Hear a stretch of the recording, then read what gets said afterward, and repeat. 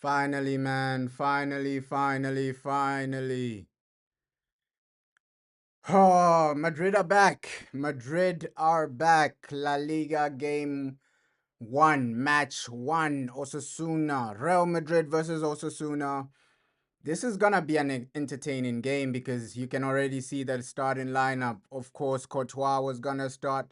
Trent, Militao, my boy Hudson, my boy Carreras. Valverde, bro. Valverde, Chouameni, and my guy, Andre Guler. Andre Guler. Ooh, this is a good starting lineup. I won't even lie. My boy, Brahim, Mbappe, Vinicius Jr. Looks like Rodrigo has just been cut out of the team, bro. Officially cut out of the team. But let's see what my manager is cooking up, right? Because I have high expectations for Xavi Alonso, right? Because he came in with a lot of hype from the Bundesliga, and even in the preseason, the FIFA Club World Cup, you saw a bit. You saw a bit. The young players he was playing in the FIFA Club World Cup, they were shining. They were shining, and they were doing well. But now it's that test, bro. It's that test for Xavi to say, okay, La Liga, let's see what you do, right? La Liga, let's see how you cook. And I believe in him, man. I genuinely do believe in him. 100% believe in Shabi. He's gonna cook, man. He's gonna genuinely cook. It's just a matter of how he cooks. Also, some other news in the football world. Garnacho looks like that's almost a here we go. So Man United, just get your money from Garnacho. He's gonna generate something, bro. You sell Garnacho, reinvest that into the midfield. We've had like so many news, so much news, bro. Because if in Sekou Kone, apparently the guy has fractured his eye socket or something like that. So, Sekou Kone, academy player, that was the news. I was gonna make a video, but ish, I was late about that. But yo, he's fractured something, but the club are not really worried about what his injury looks like. It looks like he might recover extremely well. So let's hope we see Sekou Kone recover, and also JJ Gabriel. Apparently, JJ Gabriel, Ruben Amorim is looking to integrate this guy. He's keeping an eye on his progress, right? Apparently, he's told his scouts, "Hey, keep an eye on JJ Gabriel in the under 18s." He's like 14 years old, but the guy is playing for like under 18. So, hey, so much is happening in football, bro. So much is happening in football, bro. Let's just hope we do get a midfielder. Obviously, we were linked to my guy from Sevilla. If we get him, he's a good option. I won't even lie because I do watch La Liga a lot, and he's performed in a lot of games, bro. So United, let's just move. Real Madrid, entertain today, bro. Entertain today. Xabi Alonso, my manager, bro. So much expectations. How far does this man reach in the Champions League? I think let's just see. Let's just see. Transfer window ain't done. Yeah, Collier on loan as well, bro. Toby Collier on loan as well. So I think he's gonna do well, right? He went on loan long time, bro. Long time. I think maybe 4 5 days ago. He went on loan before we played our first Premier League game. So yo, Toby Collier, I think it's a good loan spell for him, bro. I won't even lie. Go to West Brom, do your thing, get some game time, get some experience because experience in football is everything. And you can see that's what I was also saying for like somebody like a Chido Obi. Do what Toby Collier has done. Go out on loan in the Champions League, in the championship or something, or even in the Bundesliga, and then get some experience. Yo, Hala Madrid, bro. Hey, Hala Madrid. Let's hope it's a good season for Real Madrid, bro. Mbappe, I think he's gonna be motivated this season, bro. I genuinely do believe, yo, Kylian Mbappe this season, he's gonna be on smoke because his motivation is to win that Ballon d'Or and that Champions League because watching PSG win a Champions League, and now you're you're just in the back, right? So Mbappe this season, bro, he's gonna be motivated for a Champions League or something. He saw his boys at PSG winning a Champions League. It's gonna hurt him, bro. It's gonna hurt him. It's gonna genuinely hurt him. So I think this season that would motivate him, right? His boys at PSG, his guy Usman Dembele lifting the Champions League trophy after he leaves, bro. That motivates a man, bro. That genuinely motivates a man. You're saying very excited. uh let's see. Xabi Alonso, bro. Xabi Alonso, like he can cook. He can cook. He can cook. You're saying imagine having Valverde in Amram's system. Yeah, bro. Yo. Valverde is just different class. Valverde is just different class. Yeah, and mashallah, bro, that guy, I wanna see him. I wanna see him play. But apparently Shabi saying he's not ready, things like that. He just signed. Obviously, he was official a few days ago. But he's gonna cook, bro. He's an insane talent from Argentina, bro. Like, he can bowl. He can bowl. They have a striker right there. I've I haven't watched like full games of him, but what I've seen, fundamentally, he has everything that you need from a striker. Hold up play, things like that. Obviously, for a striker, if you just see them, okay, how is he technical? How is his technicality on the ball? He has everything, bro. He has everything. You're saying you hope Xabi plays Rodrigo. I think he doesn't fancy Rodrigo, bro. He's already chosen Mbappe, Vinny, you're gonna be my guys, and then his new signings are gonna genuinely cover that spot, bro. I think Rodrigo, they might sell him. We heard what Xabi said. Rodrigo might just be a bench player this season, bro, if he doesn't leave Real Madrid. So, hey, it's gonna be a crazy season, man. At least football is back, bro. At least football is back. We got to see United now. It's Madrid. I just love just watching different games. Football is back. The excitement is back, and when the Champions League is back, more exciting games, bro. More exciting games. More games where you're just enjoying football, bro. Enjoying the game. You're saying why don't Man United look more into the South American market, bro? Like I said that before the market even started. Like South America, that's where the talent is. Argentina, bro.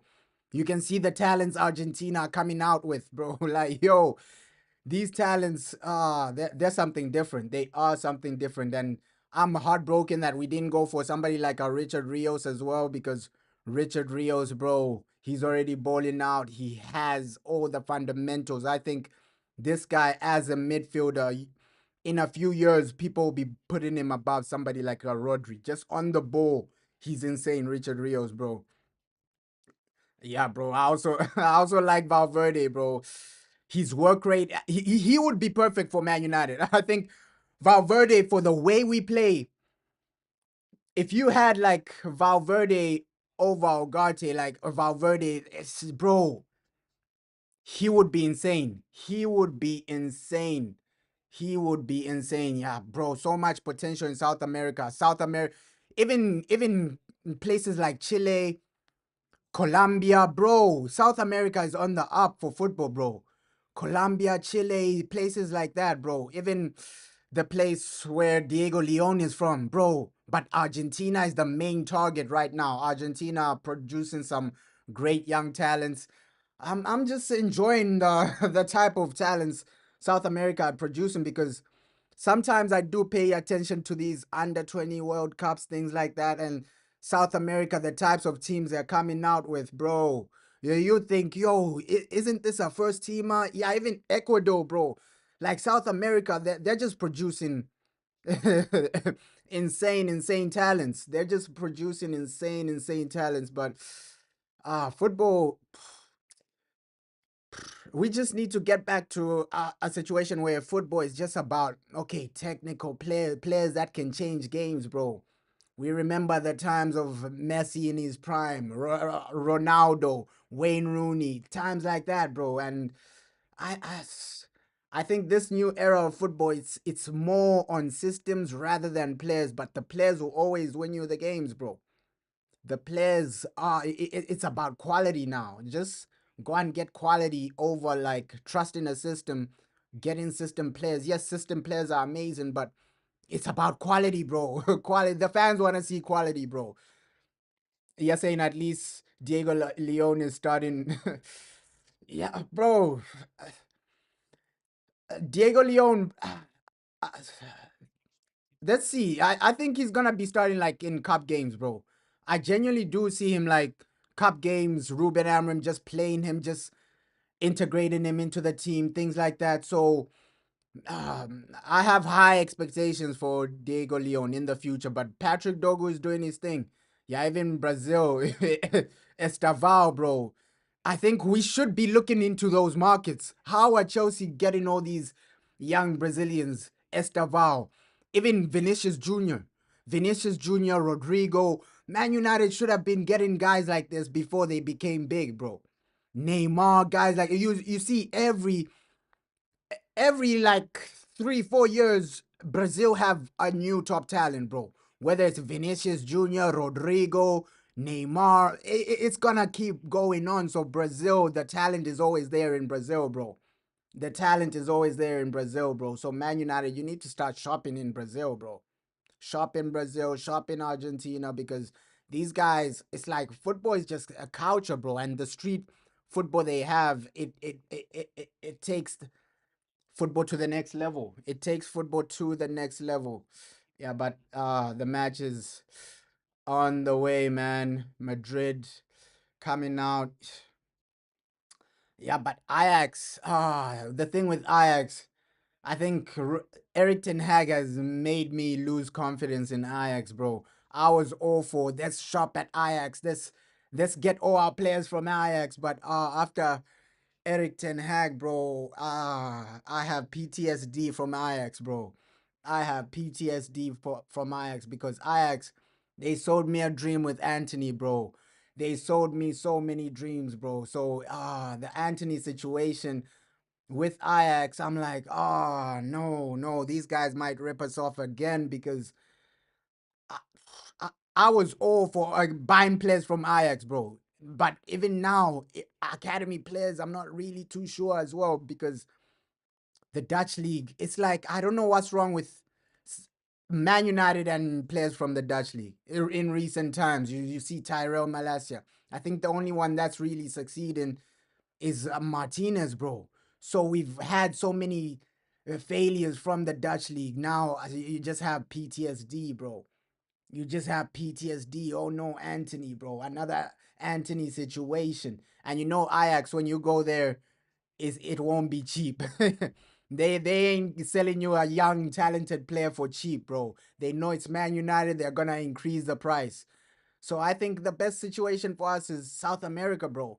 Get these players before they go to Ajax, before they go to Benfica, before they go to clubs like Brighton, bro. So I don't know what the scouts are doing, bro. I don't know what the scouts are doing, but this game is gonna cook, man. This game is gonna cook. Vinicius Jr. starting. Yeah, they only fell at our club, bro. That's why I'm saying, PTSD, bro. I know other clubs, they do well. They do well. You see, with the lit, he's only succeeding because he went to other clubs and then came to Man United. If he came straight to Man United, it would have been a Donny van der Beek situation, bro. I don't know what's going on with us and players from the Dutch league, bro. I don't know what Dutch players are really, really good, bro. I rate them. I rate them highly, bro. I rate them highly, but I don't know why. When we get a player straight from the Dutch league, it doesn't work out. Donny van der Beek, I was hyped about that guy. Anthony, I was hyped about that guy. Malasia, I thought he was gonna cook, bro. But all these players, it hasn't worked out. I don't know what's up with us and just guys from the Dutch league, bro. Yeah, let's go, man. Let's go. Madrid, show us what you can do today.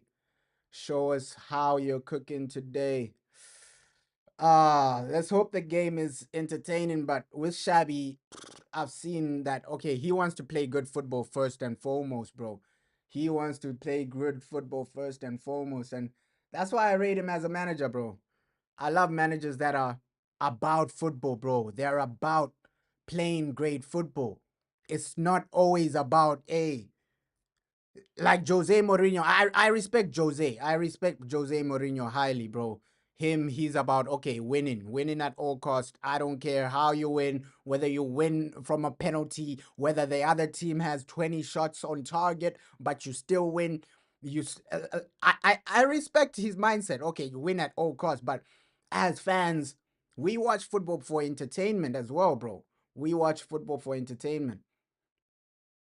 You're saying, yeah, bro. Hey, Mbappe number 10 looks different. It does, bro. Like, ah, and it also feels different to not see Luka Modric there, bro. Like, it feels weird not really saying, yo, Modric is not in the starting lineup or on the bench. But he's gonna do well in Serie A, Modric. I won't even lie. Like, what a legend, man. What a legend, Luka Modric. What a legend, because a legacy like that, insane, bro. Insane legacy. And just look back at the players Tottenham have let go. Gareth Bale, Luka Modric, bro. These are top Ballon d'Or level players, bro.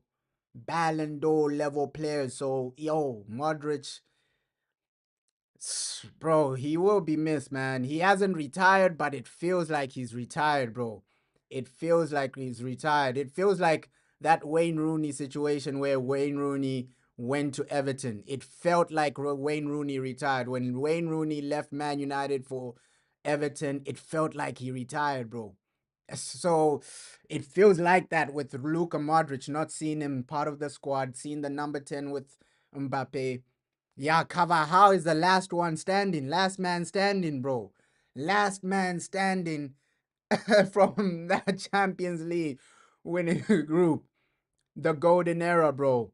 Of course, Vinny has won a Champions League. A lot of these players have won a Champions League, but it feels different. It feels like a new era. Courtois has won a Champions League, but it feels like a new era now, bro.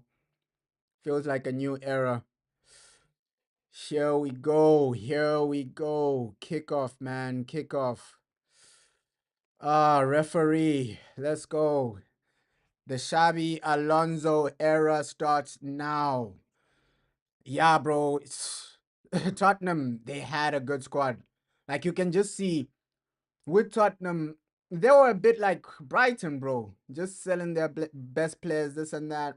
But now it's like they're building a foundation, Tottenham. They are building a foundation, signing Kudus.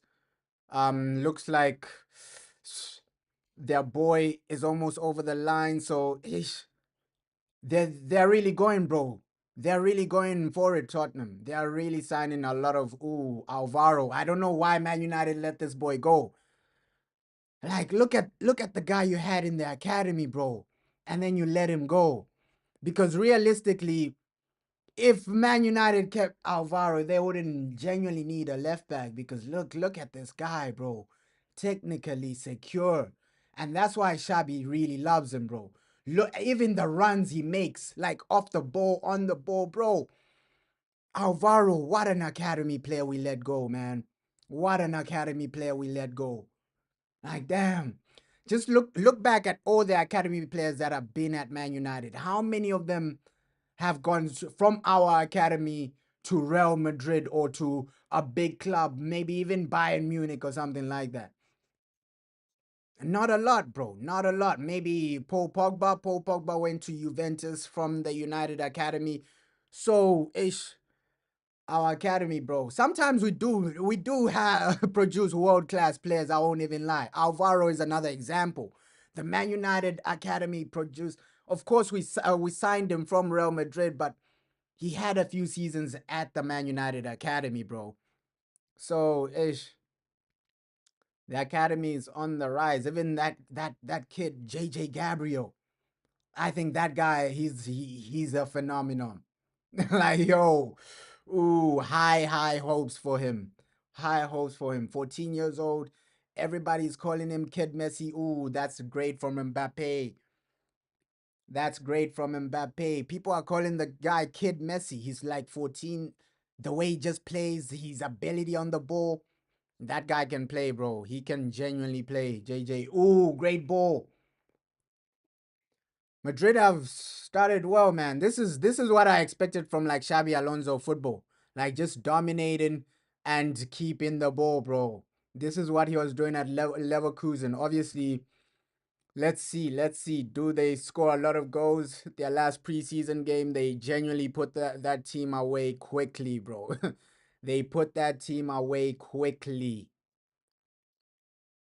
Yeah, but you want to see situations like this, man. You want to see situations like this where a team is just playing good football. Before Real Madrid, it was just about winning. They didn't care what manager came in, what manager is really there. It was just about winning. But right now, it looks like they're changing their philosophy a bit more, bro.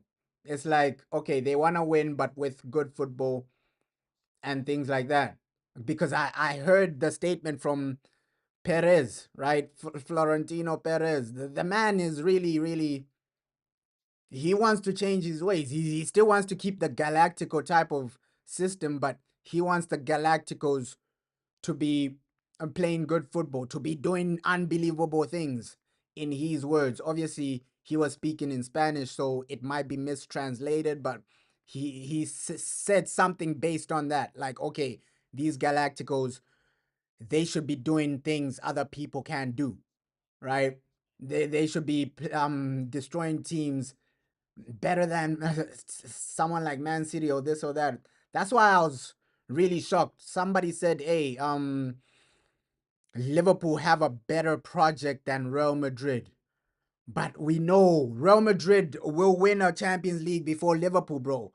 Because let's be realistic. Right now, of course, Liverpool have improved, no doubt about it. Liverpool have improved their team, but attack for attack, bro, Real Madrid still have Rodrigo. Mbappe is still there, bro. Mbappe walks into the Liverpool team. Let's just keep it real. I know Ekatike is amazing, bro. Ekatike is amazing, this and that, but if you're saying team for team, it's just Liverpool's midfield that's better, bro. Attacking wise, Real Madrid still have Rodrigo. They still have Vinicius Jr. If you compare Vinny and Mo Salah, Vinny at his best, obviously Mo Salah is consistent week in, week out, right? He's consistent with GA and things like that.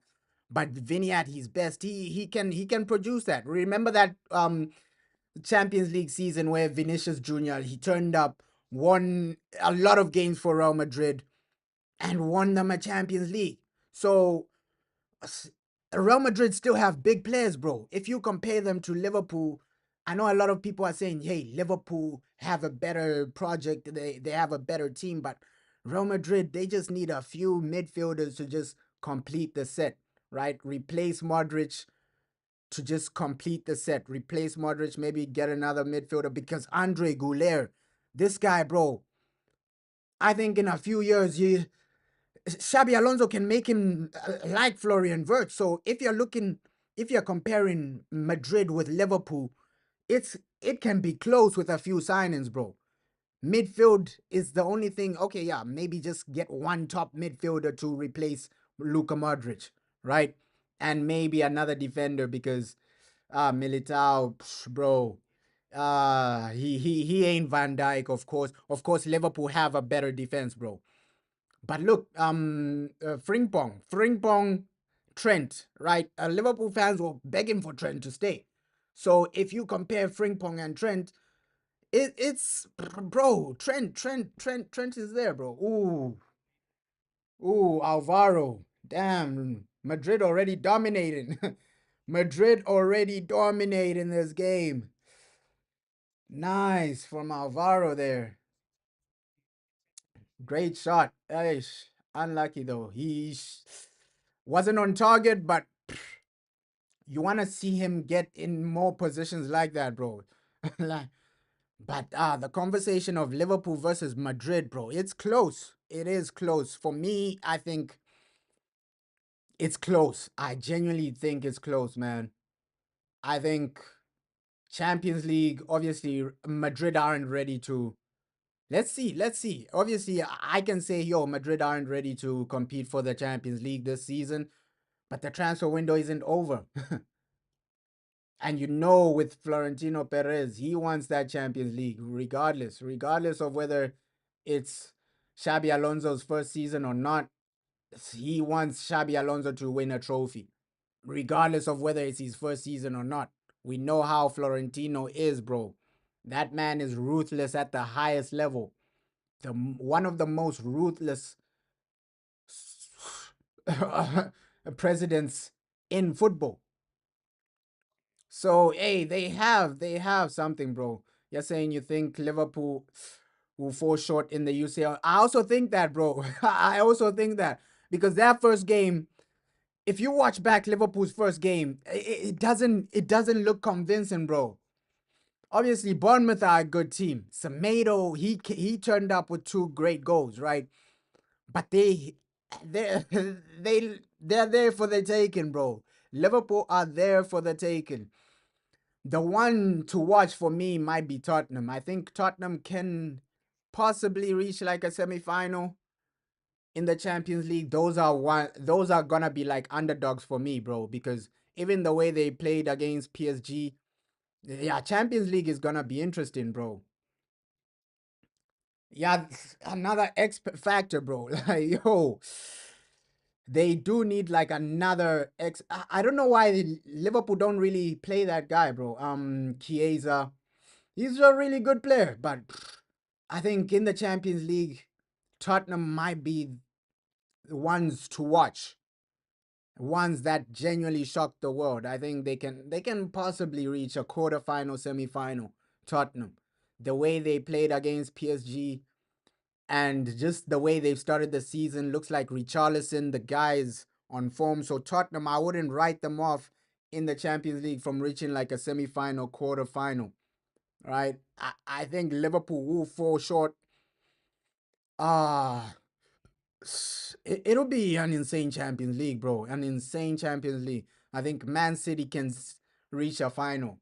Let's see. With Man City, we've seen it time and time again under Pep. Like, yo, these guys, you think they're the favorites, but then they get knocked out somehow, some way, right?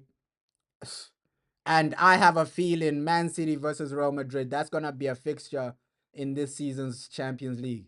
They love that fixture in the Champions League, bro. I know that's gonna happen. Man City versus Real Madrid.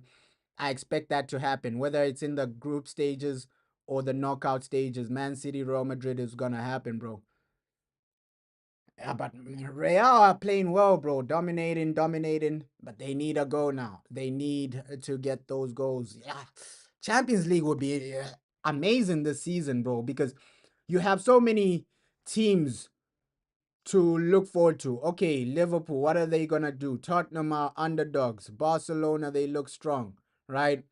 PSG, some people, hey, we're not really overly convinced with PSG anymore, right? The way they were struggling against Tottenham in the Super Cup and the way they lost to Chelsea in the FIFA Club World Cup. So right now, PSG, it looks like teams have figured out how to play against PSG. Tottenham showed us, okay, yeah, this is what you do to nullify PSG and make it difficult for them. Right? So it's gonna be an interesting Champions League, bro. It's gonna be an interesting Champions League. Bayern Munich, I don't expect a lot. Of course, Bayern Munich, they bought Diaz. They have some good players. But are they gonna do something magical?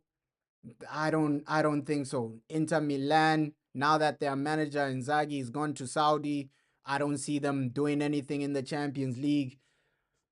Maybe Napoli, bro. Napoli with Scott McTominay. Let's see how far those guys reach, right? Napoli's Scott McTominay. Yeah, I also think Barca might reach a final because Barca might be the favorites, bro.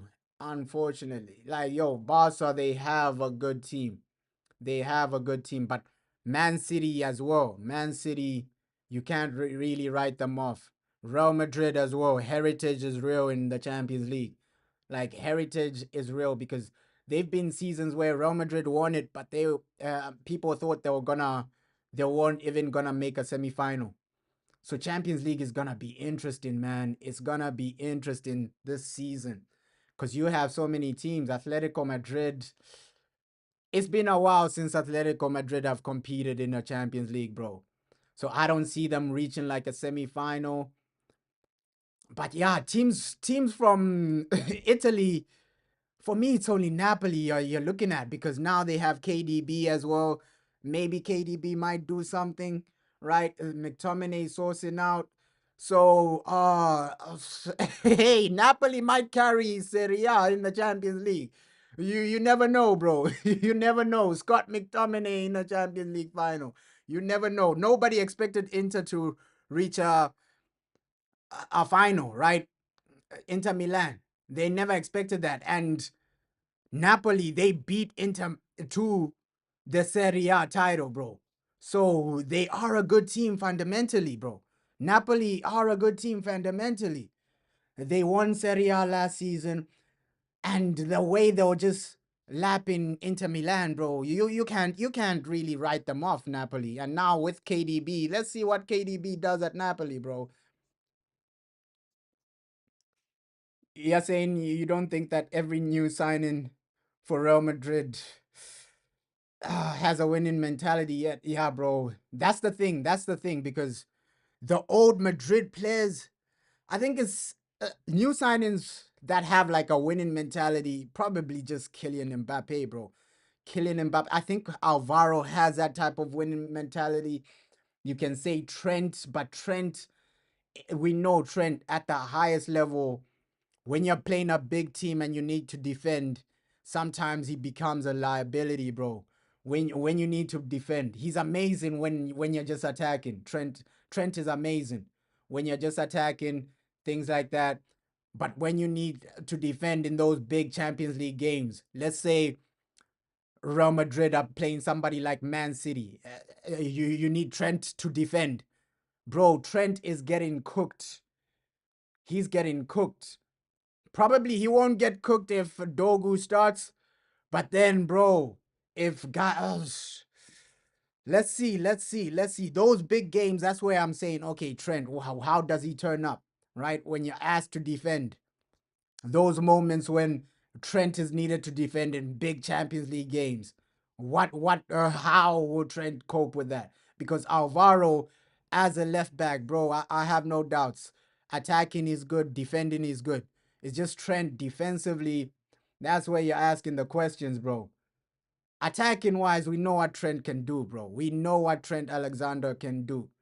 But defensively, he becomes a liability in some big games, bro. That's why Real Madrid, I think just keep Rodrigo because squad depth in this Champions League is massive. Because one injury, let's say Vinny or Mbappe get injured, you're screwed. You are screwed in that Champions League. I'm coming.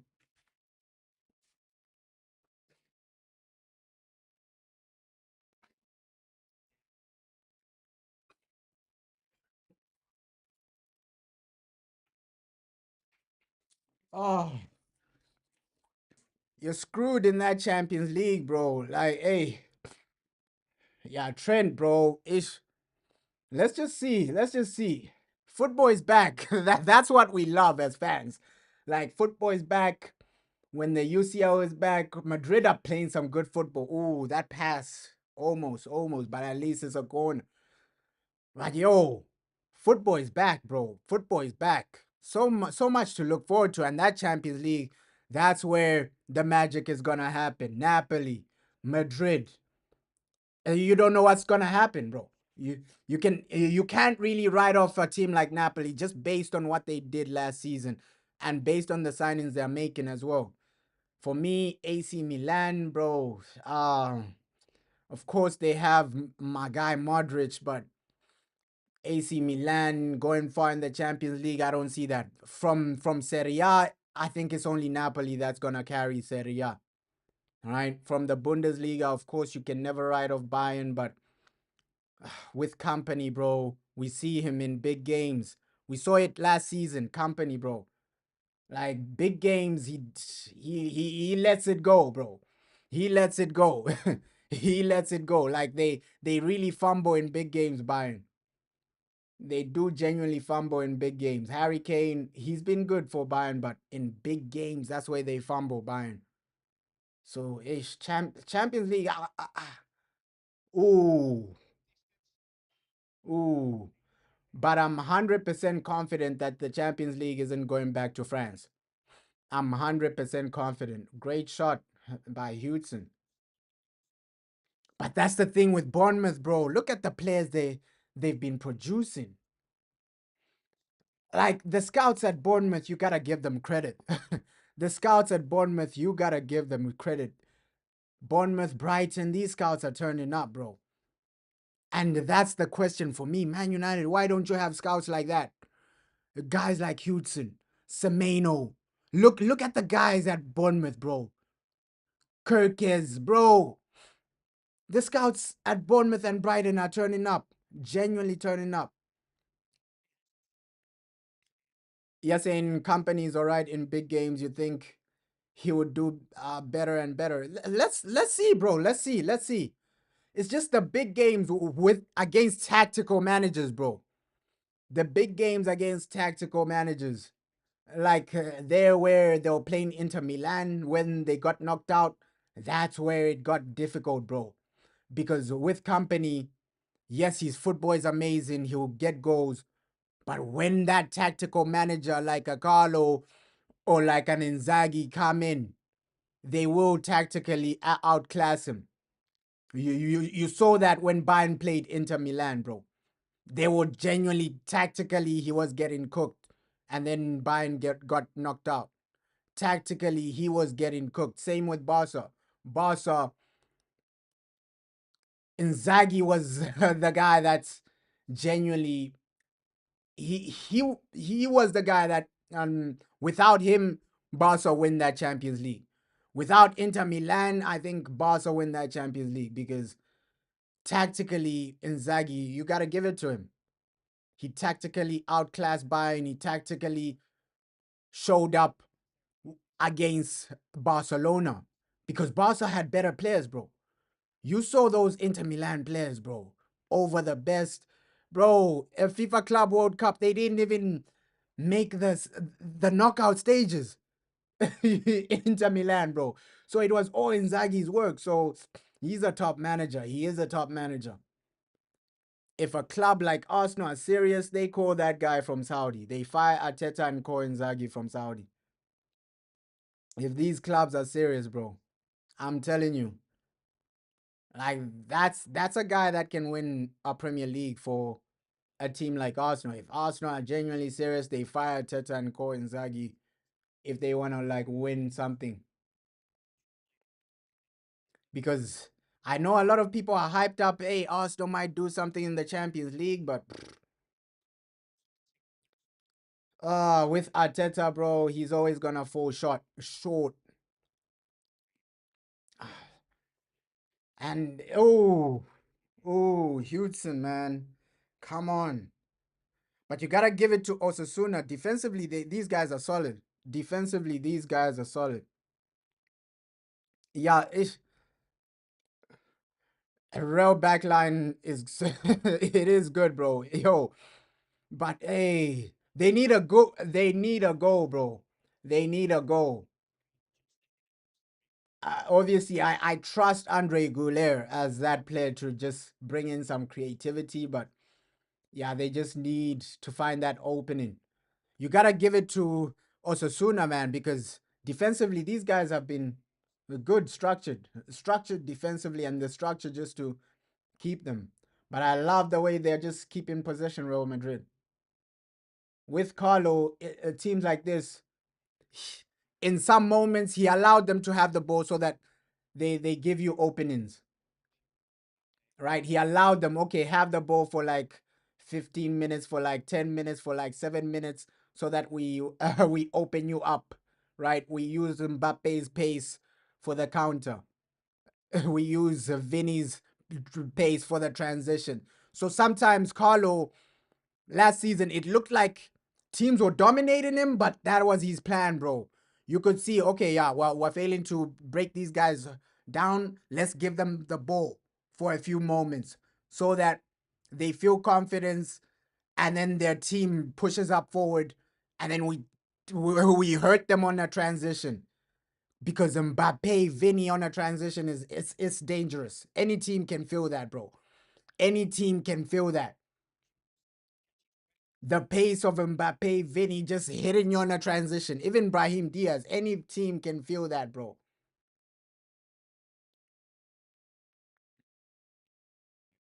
So right now, I think they need somebody like a Rodrigo because they're playing a team that's really hard to break down right now. It's looking like it's hard to break these guys down.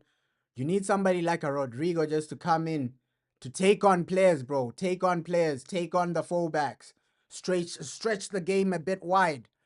That's what they need right now. Vinny, he's not dribbling as much as we want him to do.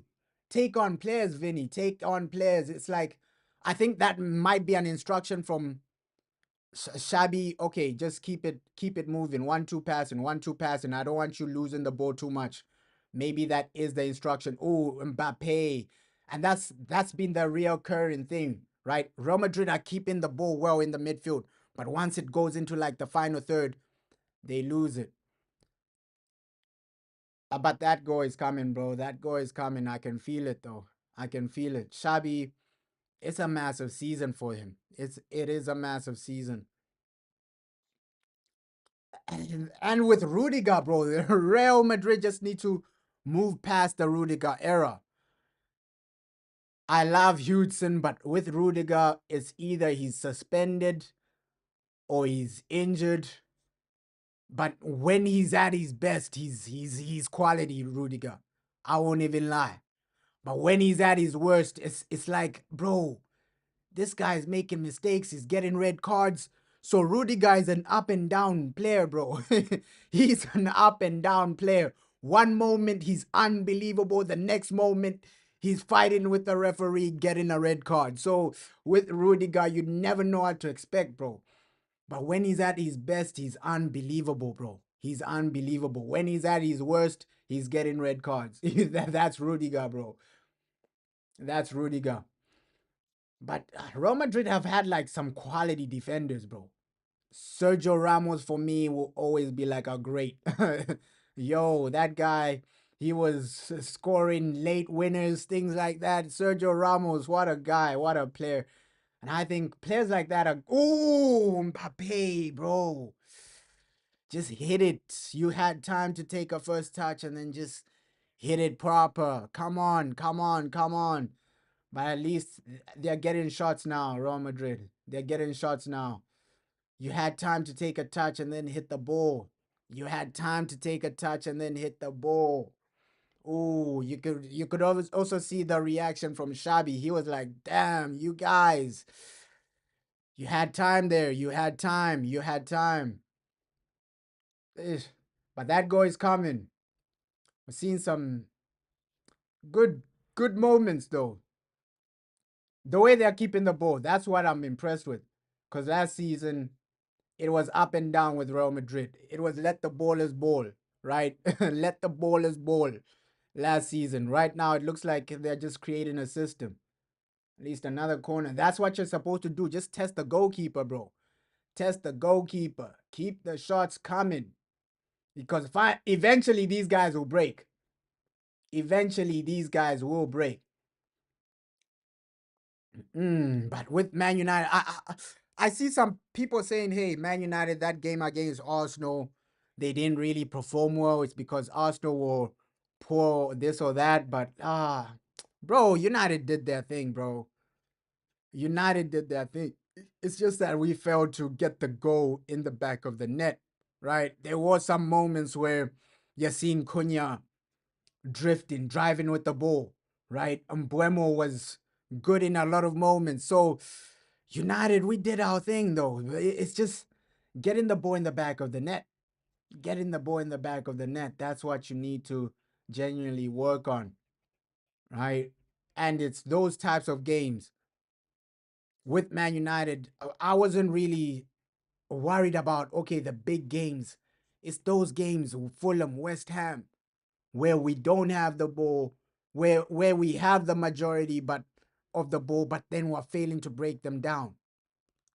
We're failing to break them down. I think that those are gonna be our biggest challenges, not necessarily the big games. Even when the fixture lists came out, I said, "Yo, Man United, there's not a lot to worry about, bro."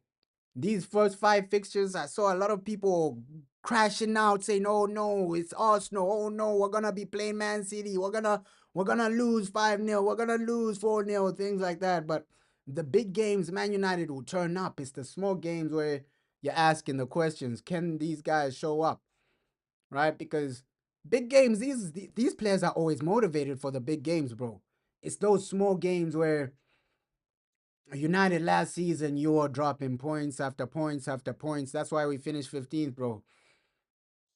Most of your points came from the big games, games like Man City, games like Liverpool. So even Chelsea, when we lost, but we could have won that game, bro. We could have won that game against Chelsea last season. So it's like for me, where I'll see if there is any progress with Man United against the small teams, right? When you play a Brighton, our next game against Fulham, those teams, bro, that's when I'll see, okay, yeah, there is progress. Finally, we're beating the teams we're supposed to beat. Oh, I just love like Valverde on the ball as well, man. People think he's just a pace and power midfielder. Like genuinely, people think he's just a pace and power midfielder. He's just like Ugarte, where he just breaks lines and things like that. He's here for energy, but technically Valverde got it, bro. And even he's shot from long range shooting, Valverde got it as well. So people think he's just pace and power, but technically he's got it as well, Valverde. He's an insane, insane player, bro. Oh, Vinny. Ah, Vinny, we need to see that Vinny, that Ballon d'Or season, Vinny, bro. It needs to come back because that Vinny, he was taking players on, he was doing this, he was causing real damage. Like that was a Vinny that people want to see again, causing players real damage, dribbling 1-2 guys, and then that Vinny was dangerous. That Vinny was dangerous, man. But then the Vinny we saw last season, below average, man. Below average. Literally underwhelming. Underwhelming.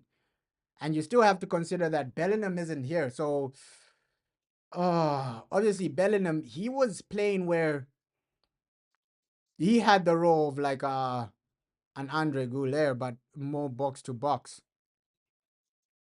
Crazy water break. Crazy water break. And he had like a role of like Andre Goulet, but more box to box. So it'll be interesting, like when Bellingham comes back. Does Shabby have like plans for him or not?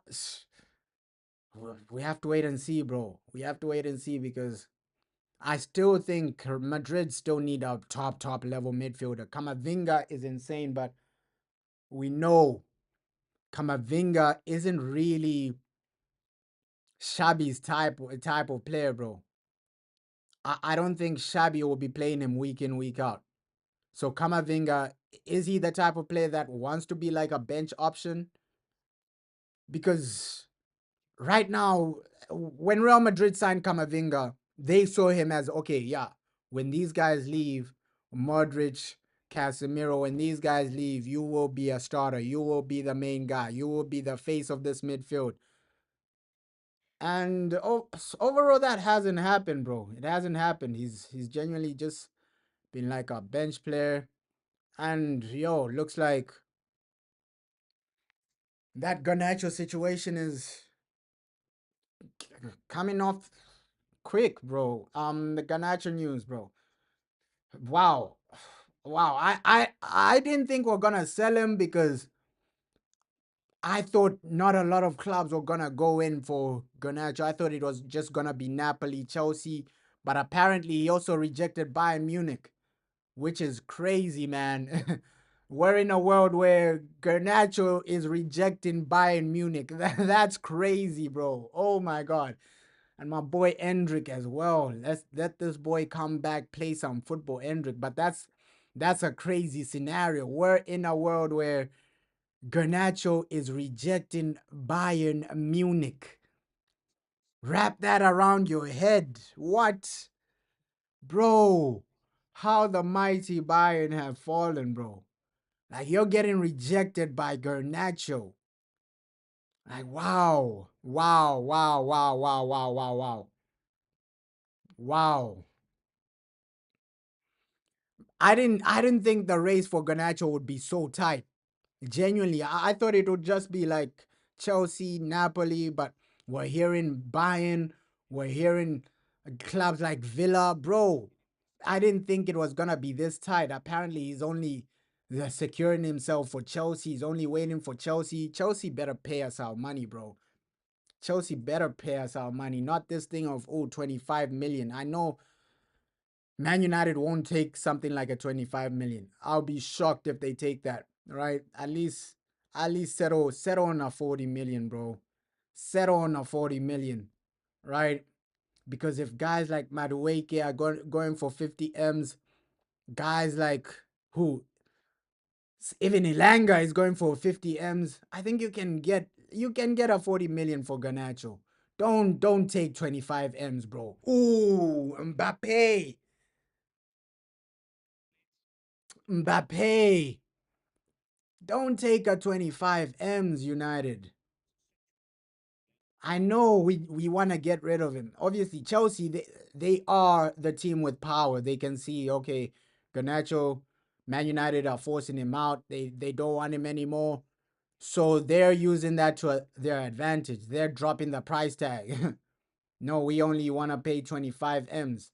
And the guy, he's already agreed terms with Chelsea. So Fabrizio was saying, here we go soon, things like that. Let's just get rid of the players we don't need. And I said this like when the transfer window started, I said, yo, probably Garnacho and Sancho, they'll be the ones that drag on. People are saying it will be the Rashford. Rashford will be the last one we sell. I said, yo, Garnacho, Sancho, those will be the ones that drag on because the egos of these guys, they think they're above where they at, bro. Garnacho, Sancho, the egos of these guys, they think they're too good for some clubs, bro. That's the thing. With Rashford, I think he had a game plan. He had a game plan. Obviously, he talked to Barca. He knew Barca were gonna come for him. But with Sancho, he thinks he's better than he is, right? He wants clubs to overpay him for not really turning up, bro. Not really turning up. So, hey, it's gonna be a crazy, crazy situation, bro.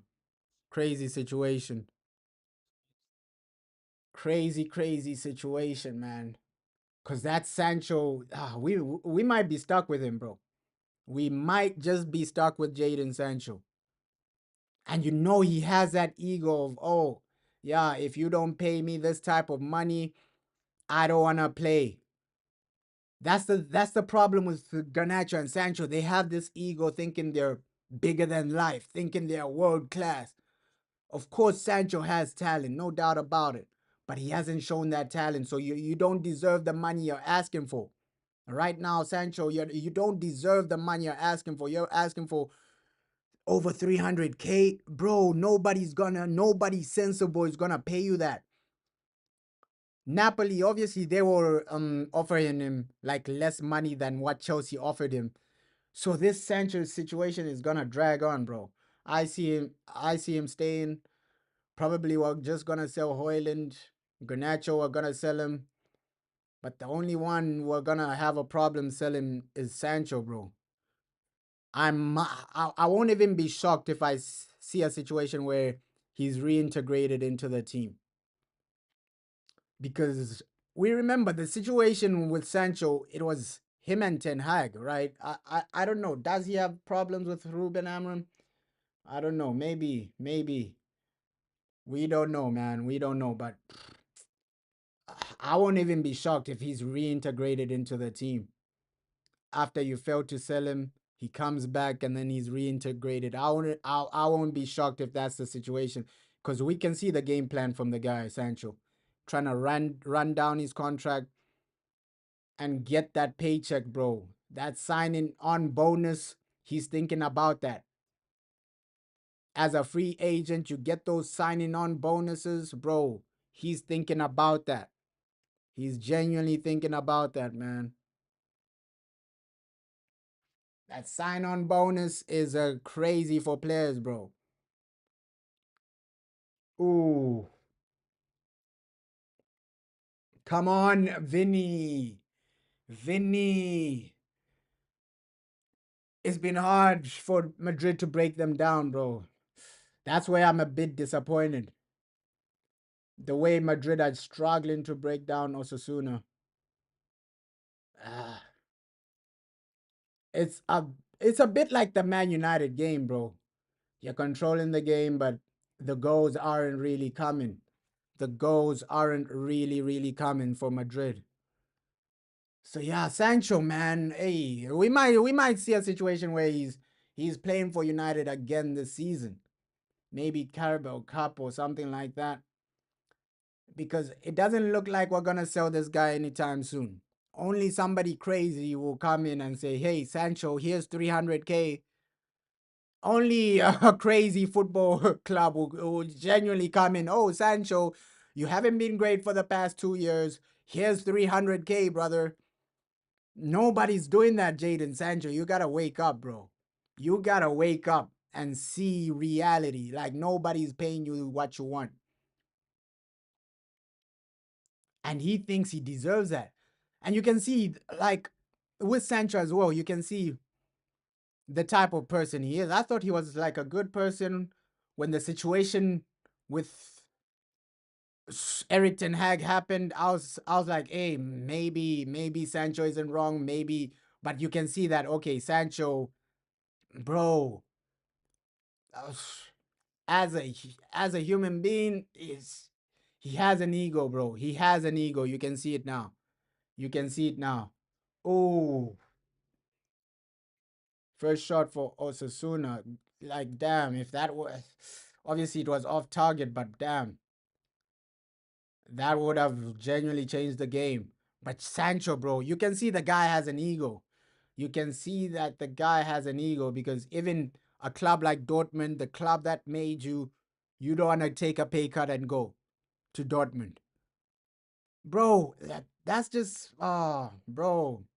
I can't really rate a personality like that, bro, because those are the guys that even made you. They made you who you are. You can't take a pay cut and go back. Dortmund, your the club that genuinely gave you an opportunity. So you can take a pay cut and just go to Dortmund. And I also saw that situation of him getting like a tattoo of Soweti and things like that. So Sancho, bro, this guy is confused, man. This guy is confused, man. It's like he's trying to keep a lifestyle just to please other people.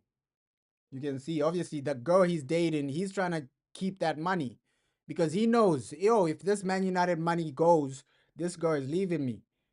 This girl is leaving me right there and then because she's like a rapper and things like that. So her ex was making more than what Sancho is making.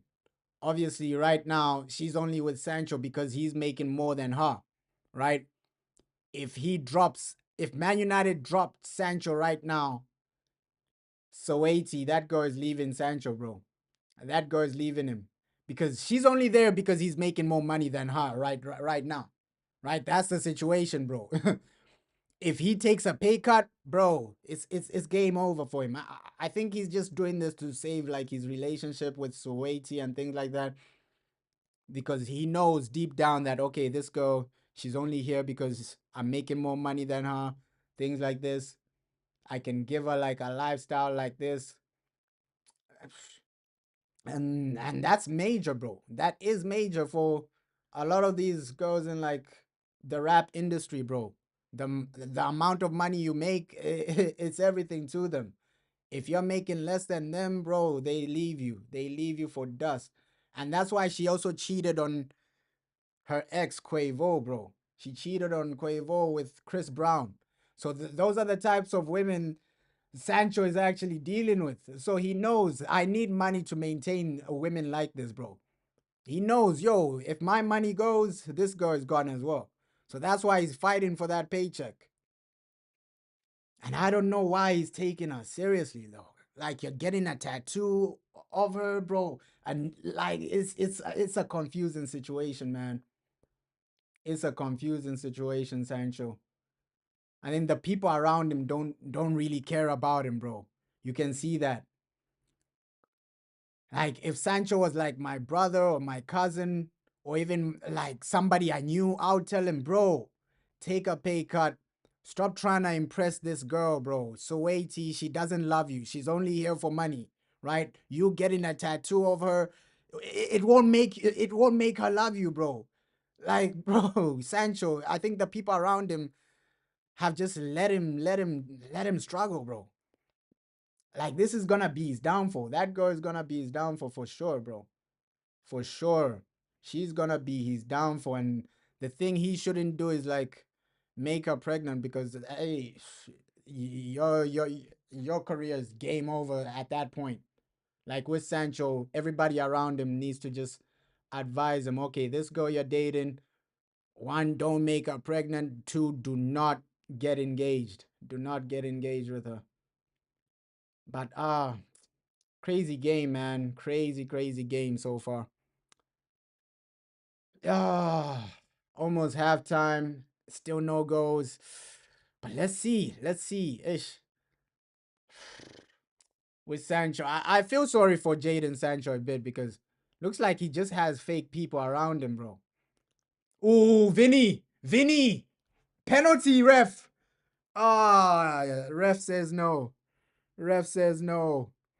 Come on. That was supposed to be a pen. Vinny, penalty, man. Ah, ref says no. Ref says no. Come on. He pushed Vinny. Come on, ref. Ah. But second half, it needs to improve in the final third. Madrid, this hasn't been good enough, bro. Like final third needs to improve. Let's see what Xabi does. Ish. This this isn't good enough, bro. Like in the final third, it hasn't been good enough. Mbappe hasn't really turned up. Brahim has been invisible. Vinny has been up and down. So final third, bro. Nothing really to say, yo, Madrid should have been 1-0 up or 2-0 up. The chances we've seen so far, they're not really, really unbelievable chances. Basic chances, bro. Half chances right now. Ooh, great pass there. Mbappe! Oh, oh man. Yo. Oh, unlucky there, man. Yeah. Not really the first half we wanted to see, but let's see how he changes the second half. We haven't seen too much attacking play. Obviously, lack of goals is still nil-nil. He needs to change something second half. Xabi needs to change something second half. And his system, of course, he really liked somebody like a Florian Wirtz. Florian Wirtz was really key to Xavi's system, and he's trying to transform Andre Goulet into that type of Florian Wirtz type of player. But he still needs time. You can genuinely see from this game, like, okay, yeah, Andre Goulet, he will have great moments. He is a talent, but you can see that, okay, yeah, he'll still need some time to adapt to the system. But yeah, not the game I thought we're gonna see. Not the game I thought we're gonna see. I thought we're gonna see by now halftime at least one goal. But that hasn't been the situation. He needs to bring in Rodrigo though. Rodrigo needs to come on. Just somebody to cause the defense some problems, bro. Some headaches. These guys are relaxing right now. Halftime, bro. Halftime and 0-0. So, ah, not really what we expected, but let's see. Let's see. Football is 90 minutes. If I was Shabby, I'd put on like Rodrigo and their new striker, bro. You need to genuinely just change something in the attack. Defensively, nothing to really worry about. Defensively, you won't really. You got nothing to worry about. I think second half, just tell Trent to be helping the attack a bit more, right? Tell Trent just to be like the way PSG play Hakimi. That's what Trent needs to do in the second half. Just be in attack at all times, in the final third at all times, the way Hakimi plays for PSG. That's what Trent needs to be doing in the second half, because right now you can see these guys, they offer no attacking threat or Osasuna. So Real Madrid, you lose nothing by telling Trent to be like another attacking supporting player, bro. So let's see what he does second half, bro. Let's see what he does second half. 70 something, 78% possession, bro, but no clear cut chances. You can see this is almost like Louis Van Gaal football, bro. This is almost like Louis Van Gaal football. All the possession, but no clear cut chances. So the creativity hasn't been there first half, and the chances haven't been there first half. So you can't doubt Real Madrid dominated that. 78% possession, all that good stuff. But yo, getting the ball in the back of the net. I think as Man United Sunday, we learned that the hard way, that yo, a game, football is about getting the ball in the back of the net. They won't count your possession. Your possession won't get you points. So let's see what Xabi does. But it's just good to see the way Real Madrid are just keeping the ball, right? Obviously, I did say, yo, Louis Van Gaal football, you have all the possession but no chances. But you can see they just need a, some difference maker, bro. I think Rodrigo needs to come on, just cause some headaches to the defense, because Osasuna, their defense has been comfortable, bro. Yes, Madrid have been attacking, but it hasn't been to an extent where their defense is worried, right? You're not looking at the situation and saying, yo, Osasuna, how are they still 0-0? Real Madrid haven't been threaded in like that, bro. It hasn't been like that. So, it's Louis Van Gaal football, bro. It's Louis Van Gaal football first half. You need a bit more creativity second half. You need to bring on somebody like a Rodrigo. Just tell Rodrigo, okay, Rodrigo, we want you just to cause problems for their fullbacks, for their left back, right? Just go there, try and dribble him, try and cause him problems, try and open up space. Because a guy like Rodrigo, you bring him on second half, he opens so much space, right? Because what he does just causing so much damage. I think you need him. You need him. Brahim, I love Brahim, but for that first half, he was a bit too invisible, bro. With Mbappe, I wouldn't sub him off because Mbappe is Mbappe. Mbappe is Mbappe. Well, one half is not really looking too amazing. The next moment, he scores the winning goal. So Mbappe, he's the type of player you risk it. You risk it until the end with Mbappe, right? That's the type of play you don't substitute, because you know, okay, yeah, one moment he's not at his best, the next moment he's scoring a hat trick. So Mbappe, he's the type of player you say, okay, yeah, let's just keep him in, because you know there'll be a moment where he either gets a goal or gets an opportunity to get a goal. So I think Brahim will be the easiest sacrifice in this team. Okay, Vinny, he wasn't unbelievable, but subbing him off as well. Let's see. I think Brahim should be the guy sacrifice. Bring in Rodrigo, cause these guys some damage, cause these guys some problems. Midfield, nothing to really complain about except for the fact that you're not creating from the midfield. Andre Goulet, he's unbelievable. He's an amazing talent, but you just want to see a bit more, right? Those passes that just break the defense down. So even the runs from Mbappe needs to be a bit better. Make some runs, and you can see Real Madrid are gonna struggle playing against teams like that, like this, where they're just sitting back, bro. Come,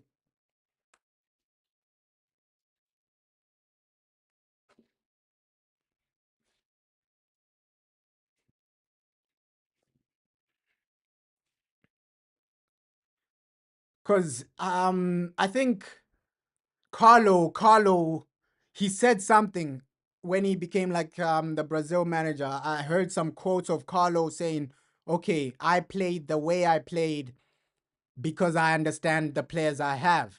Right? So there was a quote from Carlo Ancelotti. He said, "I play the way I play, that transitional type of football, because I know the players I have." So he was basically saying that, okay, yeah, Real Madrid, this team works best when you're just transitioning, right? Especially when you're just transitioning, they can hurt you. They can genuinely hurt you. When they have no space like this, when it's just they're the ones with possession and they're the ones that need to break a team down, they're gonna struggle. So Carlo Ancelotti said that, okay, I play the way I play because I know the players I have. That's a powerful quote. Now we're seeing that quote in real time, bro. Now we're seeing that quote in real time. Those are powerful words from Carlo, because now we're seeing that, okay, Real Madrid, when a team sits back, when they're the guys dominating, they'll fail to break their opponents down. So Carlo Ancelotti was 100% right. He was 100% right when he said that. He knows the players he has, bro. And that first half, we've seen that. Okay, when a team just sits back, Real Madrid will find it difficult to break them apart. So they need creative midfielders just to come in, right?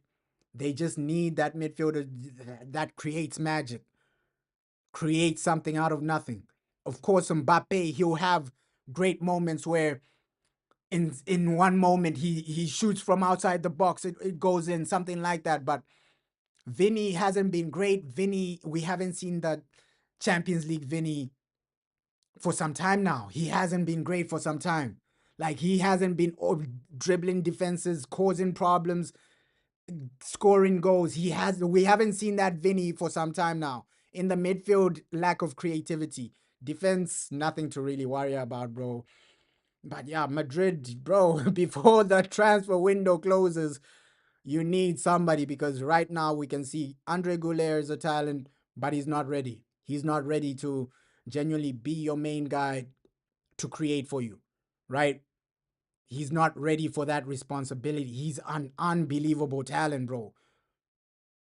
But I think you need to ease him in. The way Pep is the best example, bro. The way Pep Guardiola just eases in somebody like Phil Foden. I think that's what you need to do with Andre Goulet, right? Don't give him all the responsibility right away. Of course, people will say, look at Barcelona. They gave all the responsibilities to somebody like Lamine Yamal, to somebody like a Pedri. These guys are young. So Andre Goulet, give him the responsibility as well. But ish, you never know with these situations, bro. It's an up and down situation. Sometimes given the responsibility to a young player, it can make him. Sometimes it can break him. You never know in football, bro. Sometimes you have a Lamine Yamal situation where, okay, Andre Goulet, you make him the main guy, you make him a starter, and then he just transforms your team. Sometimes it might be a situation where it doesn't work out. So let's see what happens, bro. Let's see what happens. Let's hope I also don't miss like a here we go from Fabrizio Romano for Garnacho, because Man United, we need that money. That Garnacho money. Just give us that paycheck. Give us that paycheck, man. Garnacho. Obviously, I don't hate Garnacho, bro. I just think as a club we just need to move forward from him. Right? Move forward from egos like Garnacho, because Garnacho as a squad player, he would be great as a squad player, but as a starter, I don't see him being a starter for Man United. So just get the money for him, bro. Get the money for Garnacho, sell this guy, and then we just start looking forward as a team, right? It's time to just build something better. It's time to just move forward. No more egos. Even Jadon Sancho. If Jadon Sancho comes back and is reintegrated, I'll be upset just because of the headache he is as a player, bro. One moment he's making comments on Instagram, the next moment he's doing this, the next moment it's mental health, the next moment it's this. There's always drama with this Jadon Sancho, bro. So you just have to cut your losses right now, Jadon Sancho. Same with Anthony. Cut your losses with these players. Because yes, Sancho has talent, no doubt about it. But he just has too much drama around his life, bro.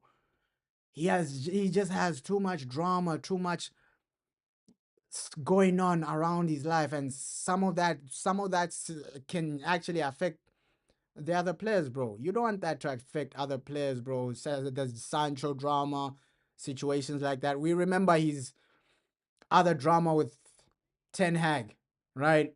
Where him and Ten Hag were going back and forth.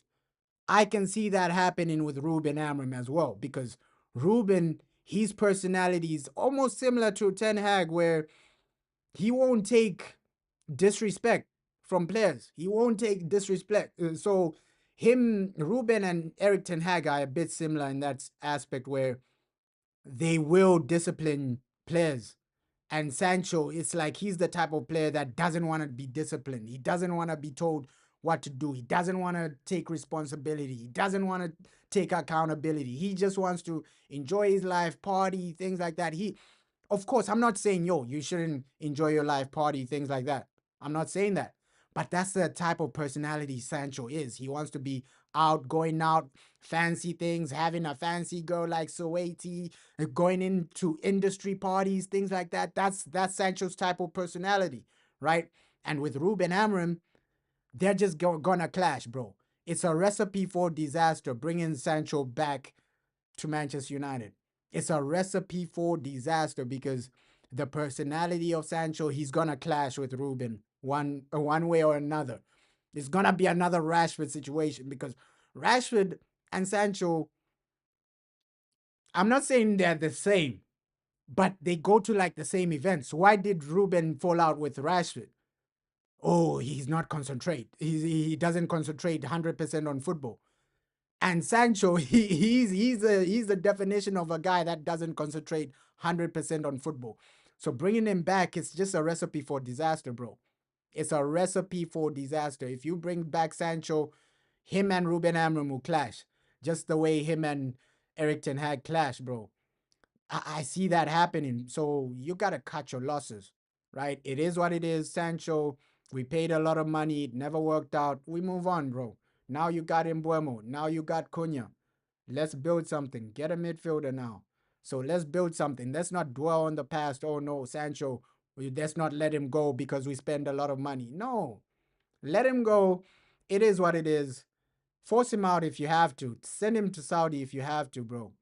Send him to. He wants money. Saudi will give you money, bro.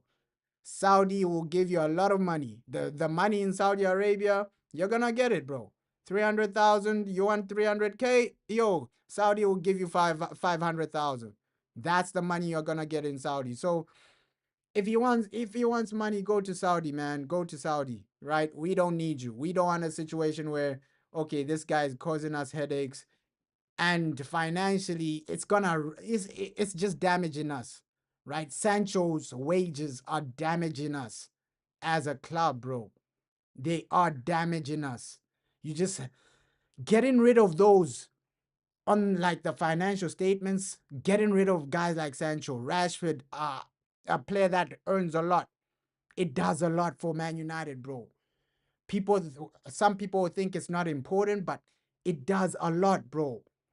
It does a lot because of this FFP thing. Obviously, without FFP, none of this matters because Man United they make billions. They make billions from shirt sales. They make billions from TV revenue. They make billions from a lot of things, brand deals, sponsors. So they make a lot. They make a lot of money. So without FFP, I don't think people are worried about, oh, let's balance the books. You're only worried about let's balance the books because of FFP. If FFP didn't exist, bro, clubs would be going crazy. A club like Newcastle, they would have been going crazy, bro. They would have been moving the way Saudi's moving. I genuinely see that. The way Saudi teams are moving, that's how Newcastle will be moving. Oh, let's pay Ronaldo almost a billion, right? Let's give him a billion, a contract worth a billion. That's how teams will be moving without FFP. But FFP, because of FFP, clubs can't move the way Saudi teams move. I see a lot of teams moving the way Saudi move without FFP. You'd be seeing players earning 800K a week. Bro, you'd be seeing what's happening in Saudi in the Premier League if FFP didn't exist, bro. So I think somehow, some way it is good, but somehow, some way it does stop the progress of some teams, bro. I understand it. But yeah, second half, let's go. Let's go, man. Need a go in the second half. Need a go in this second half. But I understand FFP, though. I understand FFP. Okay, yeah. You're here just to keep football stable. Without FFP, clubs would be going crazy. Newcastle, bro, they'll be offering guys 800K a week, 700K a week. They'll be moving like Saudi right now. So FFP, I think eventually football will reach that level, bro. Eventually football will reach that level because in the Wayne Rooney, Rio Ferdinand era, bro, these guys were complaining about, yo, players now, they're making unbelievable money. So the inflation in football is just gonna keep going on and on and on. Soon 800K per week will be normal, bro. It'll be normal, bro. Like when players like Wayne Rooney were breaking through, 100K a week was unrealistic, bro. You had to be a top player to earn 100K a week. But now it's like everybody's earning that, bro. Everybody's earning that type of money. So the inflation in football is just gonna continue. Guys are just gonna be more expensive. Salaries are just gonna go higher, bro. The inflation in football is just gonna continue, bro. Nice. Madrid have started well as well, like second half. They've started extremely well, but let's hope they can break these guys down, bro. Yeah, inflation in football, that thing is gonna go up and up and up. Because 100 million, signing a player for 100 million, even like before Neymar and things like that, that wasn't common, bro. That wasn't a common thing, signing somebody for 100 million. I remember when we like signed Paul Pogba, world record for Paul Pogba. That was less than 100 million. But now signing a player for 100 million, it's like it's normal now, bro. It's normal. Oh, 100 million. Oh, it is what it is. Caicedo, 100 million. It is what it is. Enzo Fernandez, 100 million. It is what it is. So now it's normal, bro. 10 years ago, bro, when we like signed Paul Pogba, people are like, Man United. Oh, where are they getting all this money from? Oh, how can you spend all this money on Paul Pogba? Oh, this and that. So you can see the inflation on football, bro. Salaries are going up, transfer fees are going up. So what was seen in Saudi, it'll become normal in the Premier League. Players making 800K a week, that will become normal, bro. That will become normal, right? Guys going for I think 300K, 300 million. We're gonna see transfers going for 300 million soon. I see situations like that, or even a billion. I won't be shocked if somebody breaks the record and then signs a player for a billion, right? £1 billion. Oh, they just signed Lamine Yamal. Imagine if they remove FFP and then Newcastle just go for Lamine Yamal. They offer a billion. I won't be shocked if a situation like that happens in the future, bro. In the future, 100 million will be like 20 million. I see that happening. I see that happening. Inflation in football is crazy, bro. Because even now, like paying 50 million for somebody like Elanga, bro. 10 years ago, that 50 M's can get you a world-class player, a really world-class player, right? Guys like KDB, Man City signed KDB for like less than Elanga, bro. That's crazy, bro. That is crazy. So you can see the inflation in football is it's just going up and up and up, right? Guys are more expensive, salaries are going up, bro. It is what it is. And now with Saudi, it's just progressing that faster and faster because eventually European clubs have to pay what Saudi are paying to keep players because right now players they're thinking about money over football now. Yo, Mbappe, come on. Ah, that's what I said. Yo, isn't that a pen or he just slipped? That's a penalty. Come on. Come on. That's a penalty.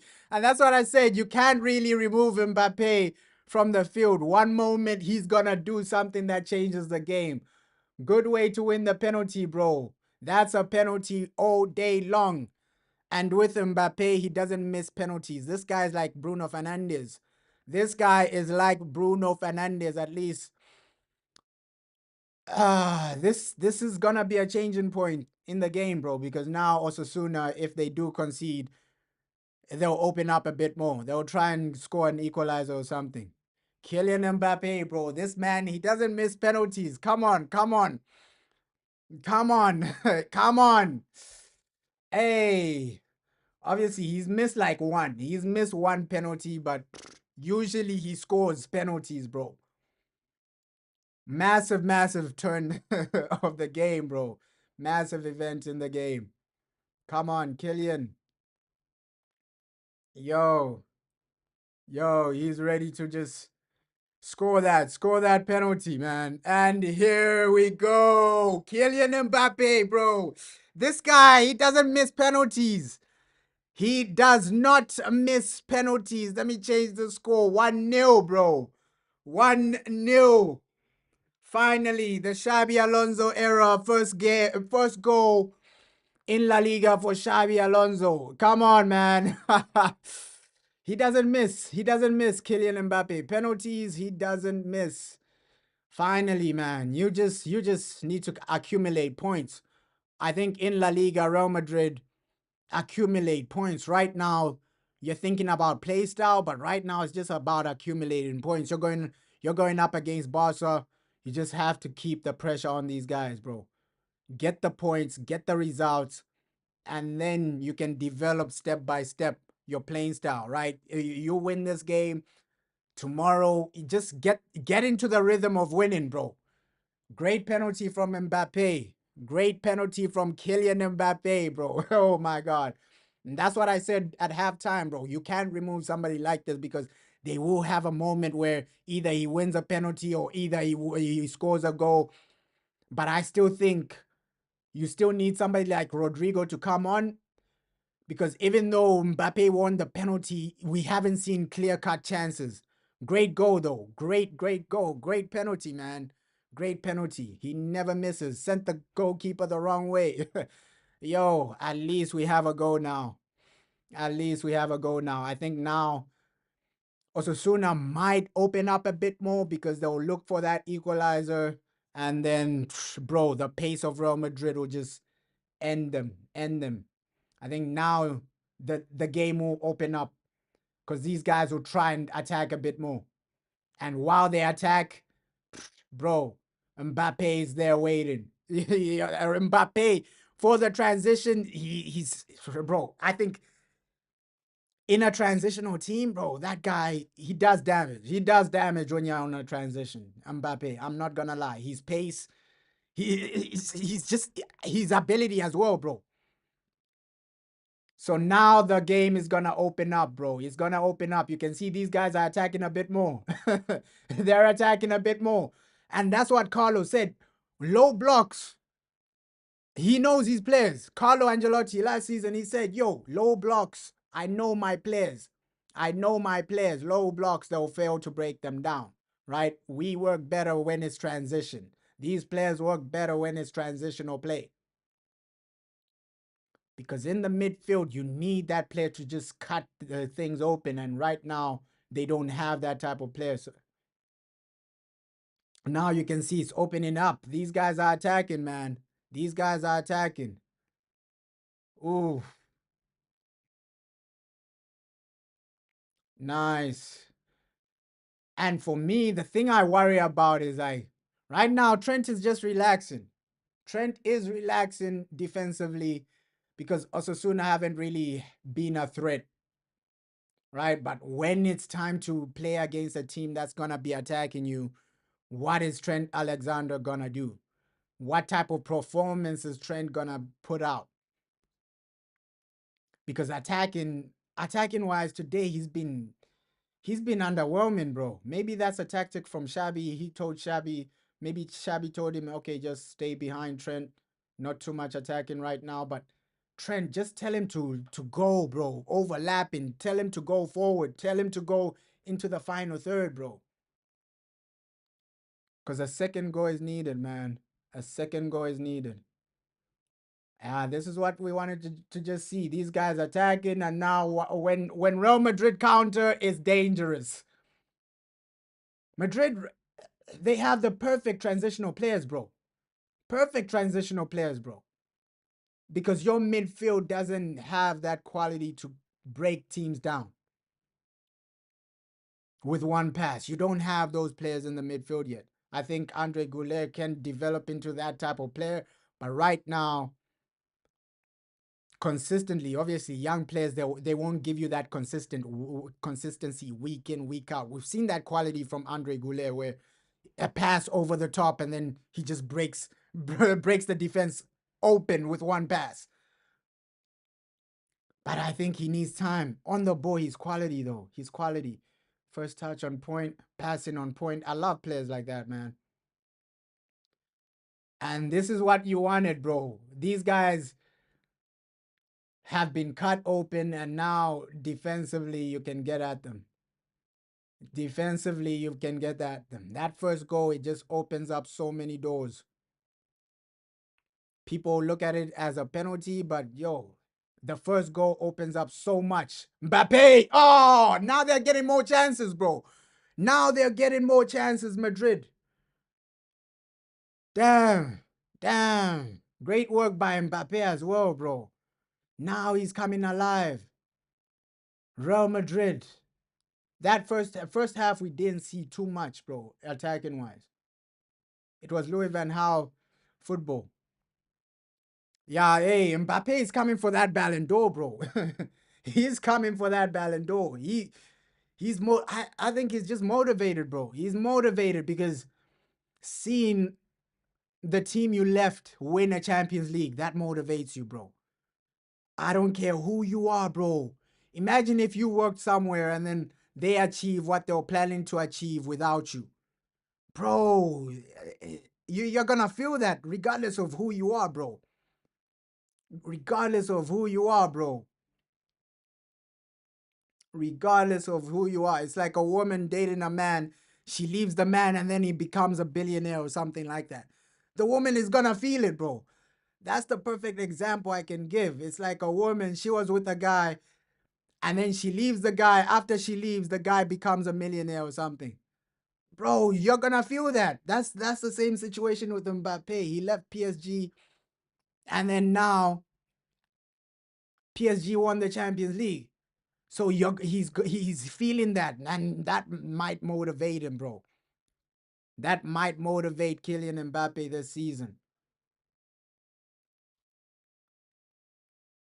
Yo, but at least that goal, man. Madrid needed that goal. And I love the celebration, Mbappe. But he has like some cold celebrations, Kylian Mbappe, man.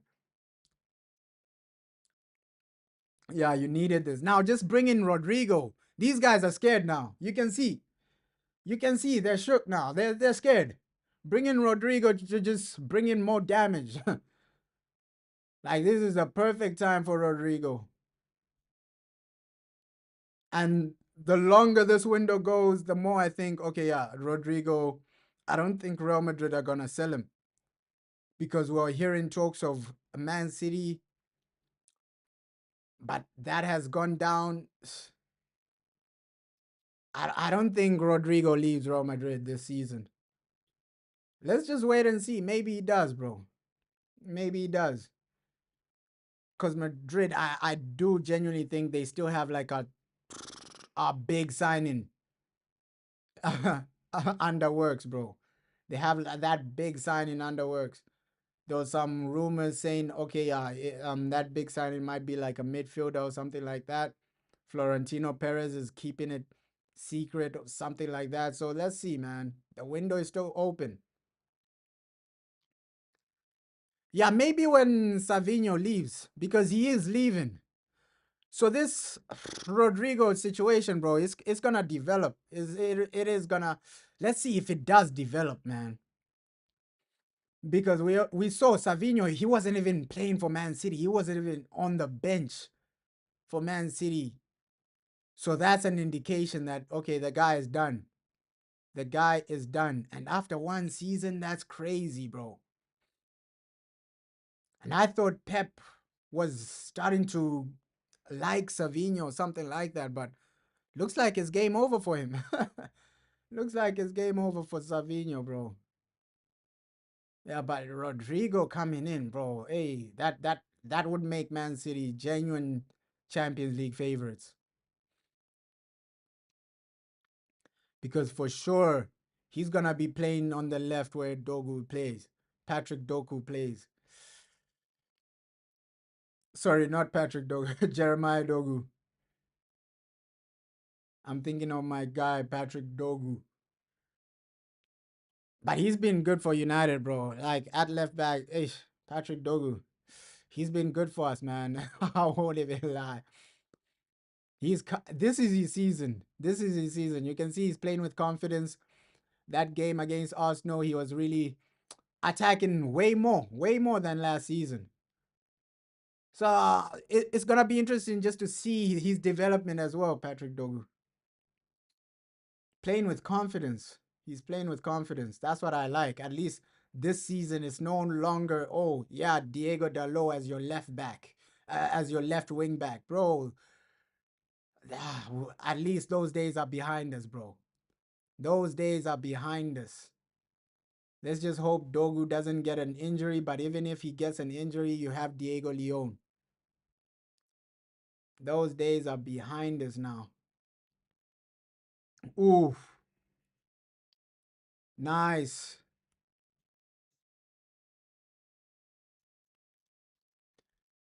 I'm just asking for another goal win with certification, bro, because Barca they're scoring so many goals. And with La Liga, it might go on until like the last 5 games. You won't know who's gonna be champion until like the last 5 games. The first few games, I see Xavi getting these scrappy wins where, okay, yeah, we didn't create too many chances. We dominated, but we didn't create too many chances, but we won. We won the game. Those 1-0, 2-1 type of results. I see Xavi maybe in the first 7 games getting those types of results. Okay, 1-0, 2-1. And then when it all clicks, that's when you're going to be seeing that champagne 5-0, 4-0, 4-1. Oh, those are the shots you want to see. Andre Goulet, encourage yourself to take more shots like that. He has quality, bro. He has quality, Andre. Andre Goulet. Yo. Ooh. And you've seen him score goals like that for his national team, bro. You've seen him score goals like that for his national team. So you know he has that in his locker.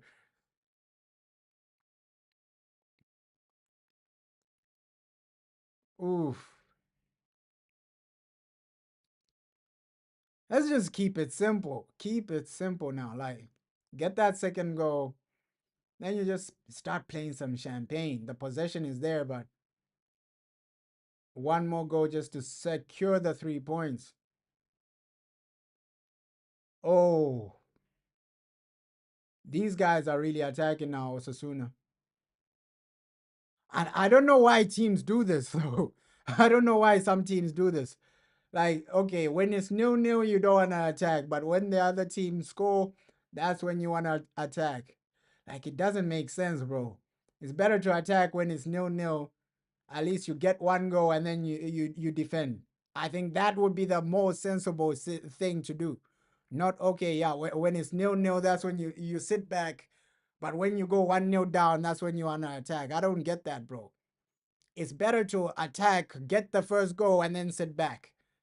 Right? I think that makes more sense. Ah, poor from Vinny, bro. Vinny hasn't been great today. Like he's failing to beat his man. He's failing like it hasn't been amazing from Vinny today. Eish. Let's just see what he does in the World Cup, Vinny. Cause that World Cup season, bro, World Cup is gonna be major. Cause even England, Thomas Tuchel, I can't write him off. I can't write him off. International tournaments, the guy is a tournament manager. We just based on what he did at Chelsea, how he won the Champions League at Chelsea, tournaments are his thing, Thomas Tuchel, bro. Tournaments are his thing. Cup tournaments are his thing. We saw at Chelsea, he was always reaching cup finals and things like that. So something like a World Cup, I wouldn't write off Thomas Tuchel, bro, because tournaments are his thing. He always finds a way to reach either an FA Cup final, a Carabao Cup final, a Champions League final, tournaments where they consistency isn't needed. That's Thomas Tuchel's thing, bro. So I wouldn't write him off in the World Cup, but Brazil, I still believe Argentina are the favorites, bro. I still believe Argentina are the favorites. The way that Argentine team is just playing and balling out, bro, it's gonna be hard to stop them. France, you can never write them off just based on the players they have. Spain, you can't write them off. So the World Cup is gonna be interesting, bro.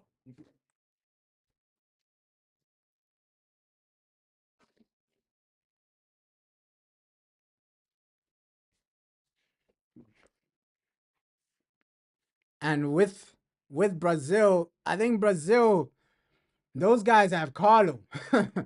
Carlo tactically, I think he's the best manager in that World Cup. Genuinely, because I do put Carlo above somebody like a Thomas Tuchel. So that World Cup, bro, oof, Carlo is the best manager there in the World Cup. I put him above Nangosman as a manager just based on what he's achieved alone. So Carlo for Brazil, he is the best manager in that tournament, in that World Cup tournament. So you can't write him off either. I know Argentina have an unbelievable team, but sometimes it's just tactics, bro. We saw Carlo Ancelotti how he won those Champions Leagues, bro. Tactically, you can't write him off either, bro. So Tuchel, just the way he reaches finals, you can't write him off. Carlo, you can't write him off. Yo, debut. My striker is on, bro. My striker is on. Debut. I think Trent needed to go off. My striker is on, bro. Making his debut. Killing Mbappe is on fire, though. Carvajal on as well, but my striker is on, making his debut. Making his debut. This guy's gonna cook, though. Technically, he's good. He is good. And let's see, maybe he might be part of the World Cup as well. You never know. You never know. For Argentina, maybe he might just make his way into the World Cup. Wearing the number 30, bro. Yo, let's see what he does. Let's see how he cooks. Let's see how he cooks. Yo, that guy is fast. But World Cup will be interesting, man. It will be you got so many teams just in and around that World Cup. in and around that World Cup. So I think top five teams in that World Cup, probably you'd have to say Argentina, Spain. You can't write off Brazil because of the manager they have. You can't write off England because of Thomas Tuchel. He always reaches a final. Somehow, some way in competitions. I don't know if it's luck. I don't know if it's tactics, but he always reaches a final. So Thomas Tuchel, bro, you can't write him off in the World Cup. Bro, it's gonna be amazing, bro. It's gonna be amazing. So we have so many good football matches to come, bro. Because yo, you have Champions League after Champions League, next World Cup. After this season ends, it's a World Cup, bro. As a football fan, that's amazing, bro. That is amazing. That is amazing. Portugal, bro. It would be magical if Portugal won like a World Cup before Ronaldo retires. That would be crazy. That would be crazy. Ronaldo retiring with a World Cup. Just imagine if Ronaldo won the World Cup right there and then. Like this, maybe it might be his time. He retires with a World Cup. Straight from Saudi just to win a World Cup. That would be amazing for Ronaldo, man. Yo, World Cup, man. That's the scenario I want to see, though. Portugal winning a World Cup. Bruno lifting the World Cup. That would be crazy. Oh, my God. That would be crazy. Bruno and Ronaldo lifting the World Cup. Diego Dalot with the World Cup. Yo, I think for me, I would love to see Portugal just holding that World Cup for my boy Ronaldo. That would be crazy, man. That would be crazy. Bruno with a World Cup. Diego Dalot, a World Cup winner. Oh my God, that would be crazy. Yeah, Portugal, man. I'm gonna be supporting them. Just try and get my boy Ronaldo to a World Cup, man. Just try and win a World Cup for my boy Ronaldo. But yeah, that World Cup, let's hope it entertains. But he started well. Yo, on the ball, he's really good. He's really good, man. Ooh. Looks like he's not playing as a striker, but more like in the midfield. He's dropping into the midfield, but he's also playing like on the right wing. Let's see what Xavi has in mind. But that second goal needs to come, bro. That second goal needs to come. But yeah, that would be magical. Just seeing my boy Ronaldo with a World Cup, Bruno holding a World Cup. Oh my God. Those are stories you want to tell, man. Yo, Ronaldo before he retires just lifts a World Cup. Because it looks like he's just Ronaldo is preparing for retirement, bro. I think that's why he's also getting married. Because I remember one quote saying, I don't want any distractions. That's why I'm not getting married. So right now, I think he's only getting married because he knows he's about to retire. Ooh, Mbappe! Oh, he should have passed it, bro. He should have passed it, bro. That's being selfish, bro. Should have passed it. Vinny! Debut goal. Ooh. He should have. Yo, but Real Madrid are attacking. Real Madrid are attacking. Should have passed it, bro. Mbappe. Your boy was right there. Your boy was right there, Kylian. Ah, short corner. Oh, Chouameni. Yeah, Ronaldo. I think he's just preparing for like retirement right now because that was like something he said like years back. Years back, he said, "No, I'm not getting married because I don't want any distractions. Right? I don't want any distractions in my football career. I want to compete at the highest level." He said something like marriage is a distraction or something like that. So right now that he's getting married, you can see Ronaldo. He's planning for retirement. I think that retirement is coming soon, bro. Maybe in 2 seasons, he might just announce, "Yo, I'm retiring." I think his plan is just okay. This is my last World Cup. Let me play this. and then get married. Cause he's an organized guy, bro. He plans out everything, Ronaldo. I won't even lie. He plans out everything. Like when he's gonna get married, he waited until he was in a position where, okay, yeah, my career is over. Now I can get married. And you just have to respect his discipline and his consistency, bro. Ronaldo, that's what he's brought into football, like discipline, consistency. That's why he stayed in at the top level for so long. Like this guy is always training, he's always in the gym. You gotta respect that, man. You gotta respect the consistency. Because if you compare Ronaldo to some of the players now, like yo, Sancho, he doesn't have that discipline. That's why his career hasn't gone the way it's meant to go, bro. Talent without work rate is it's irrelevant, bro. It's irrelevant. Talent without the work rate. Of course, people will say, yo, Ronaldinho didn't have work rate, but the guy had work rate in the beginning of his career, bro.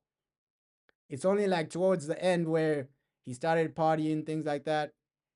He started partying more. But Ronaldinho, he was really playing football, bro. He was playing football week in, week out, street football, things like that. So, yes, he wasn't training hard, exercising, this and that, but the guy was still playing football. When off duty, he was street football, playing street football, things like that. It's only towards like the end of his career where he was having fun. Yeah, I understand why these guys have like cooling breaks. Spain right now, it must be hot. It must be hot right now. Ish. But I see a situation where Americans just take over football. Like the American franchise, like type of way, the way the NFL is, I see that happening to football a bit because you can see there are too many Americans that control football right now. They want that halftime shows, things like that. I see that happening to football sooner rather than later. What we're seeing in the FIFA Club World Cup, where players were coming out, the the introductions, I see that happening in a few years, bro. I see them having like halftime shows, things like this. Everything that the NFL has might come into football. It might genuinely come into football. And I think that will destroy the game, bro. They're trying to commercialize football right now. Yo, my boy is a cooking. Xavi Alonso. Xavi Alonso. My guy. He just needs like a few more moments, bro. He's gonna be great, Xavi. He's gonna be great. I think he just needs time. Although this is not what people are seeing in the Bundesliga, but even when he went to the Bundesliga, it didn't click immediately. Yes, he was winning games, but the football wasn't immediate, bro. I like this guy Gonzalo, bro. I love this guy Gonzalo. Like he's got potential. Gonzalo, bro. He's got potential. He's a bowler. Obviously, Vinny not a great game, but Gonzalo, this guy, bro. This guy, bro. Just waiting for my boy Endrick to return as well. Real Madrid have some good young players. Gonzalo, Endrick, bro. Andre Goulet, Alvaro, bro. The young players at Real Madrid are really, really good. Really good. Especially Gonzalo. I really rate him, bro. I really rate Gonzalo.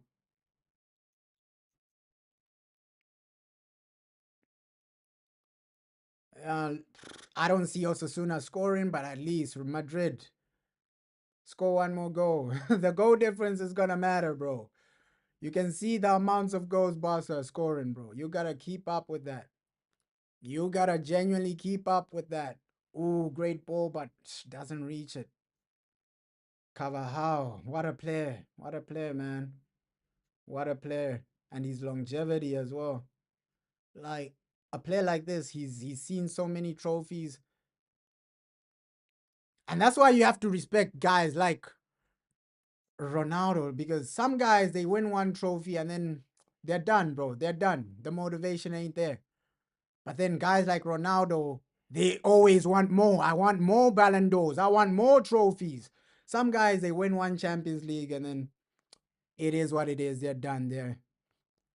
They they're satisfied, right? But you need players that are just hungry for more, hungry for more. And that's what that prime Real Madrid team had, bro.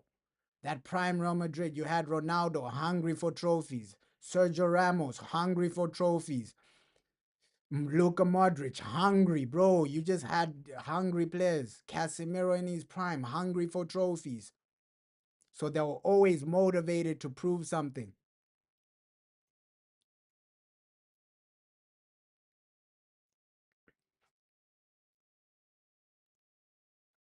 This just tells me that okay, Rodrigo, there might be something in it because looks like Real Madrid have made all their substitutions and Rodrigo wasn't even one of them. He might be gone, bro. He might be gone. He might be gone. Which is crazy, man. Which is crazy. Which is crazy. A talent like Rodrigo. And it would be so unfair for Man City just to have Ryan Cherky, Reinders, and Rodrigo. Ah, that would be unfair for the football world, man. That would be genuinely unfair, man. Ah, Pep Guardiola needs to get arrested, bro. Oh, man. The legacy he's building at Man City, bro. He's making these guys unbelievable. Oh, it makes me sick, bro. Just to know that, okay, Man City are favorites for the Champions League again. It makes me sick, man.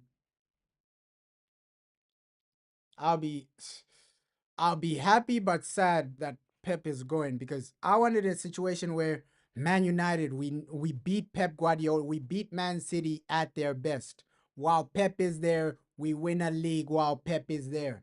We beat them at their best, bro. I want that situation. Cuz we've never seen both clubs at their peak. Obviously, the last time we saw that was the Aguero moment. Aguero getting Manchester City their first Premier League title. But that wasn't the peak of Man City. That wasn't their Man City at their best. They weren't really winning Champions Leagues at that point, right? But now they're competing for reaching Champions League finals. Now Man City are at their best. Before under Sir Alex, Man City were good. They were winning. They won a trophy. The Aguero moment. We all remember that Man City's first Premier League trophy. But that wasn't Man City at their best. Right now, we're seeing Man City at their best. Now they're favorites for a Champions League, right? When that Aguero moment happened, when we were competing with Man City for Premier League titles, right? 2013, things like that. Man City weren't Champions League favorites. It was still clubs like Barcelona with MSN, things like that. Right? Sorry, MSN wasn't there. It was still clubs like Barcelona, Bayern. So it wasn't Man City at their best. Right now, it's Man City at their best. If United, if we can go back to the top and beat these guys at their best, bro, they can't talk to us, right? they can genuinely talk to us, bro. Man City can genuinely talk to us. If we beat them while Pep is there, if we win a Premier League while Pep is still there, Man City fans can talk to us. We beat you at your best. We beat you at your best. Your greatest ever manager. We beat you. We still won a trophy. Yeah. We beat you at your best. Your greatest ever team. We beat you at your best. Because Man City, they've never beaten us at our best. When Ronaldo was there, that was Man United's One of Man United's greatest ever teams, bro. Ronaldo, Carlos Tevez, Wayne Rooney. Bro, when Man City won the league, Ronaldo wasn't there. Rooney was coming towards the end of his career as well. Like, bro, it's not like Man City beat us at our best 2013, bro. That wasn't Man United at their best, bro. Van Persie had to carry us that season, those seasons, bro. So I just want a situation where we create a team and then beat these guys at their best. While Pep Guardiola is still there, you beat these guys at their best. You win a Premier League trophy while Pep is still there, right? We make Pep Guardiola cry. It's because the hatred I have for Pep and Man City is different, man. It's different.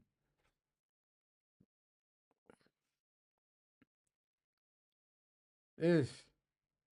I think Xavi will be happy with this though. Xavi Alonso, he'll be happy with this. He will be happy with this. Yo, um, of course, we didn't create too much, but first games, I think what a manager is looking for is just a win, bro. Your first league game, the manager is just happy about, okay, at least we won. We can work on the other details later, right? We can work on what we were lacking later. At least we won, regardless of whether it was a penalty or not. We still got over the line. I, I think that's the mindset from a lot of managers. Your first game, at least get a win. Your first league game, at least get a win. That's I think he'll be okay with this. Obviously, he'll talk to the players and say, "Yo, creativity wasn't really there. The goals need to come. Let's work on that."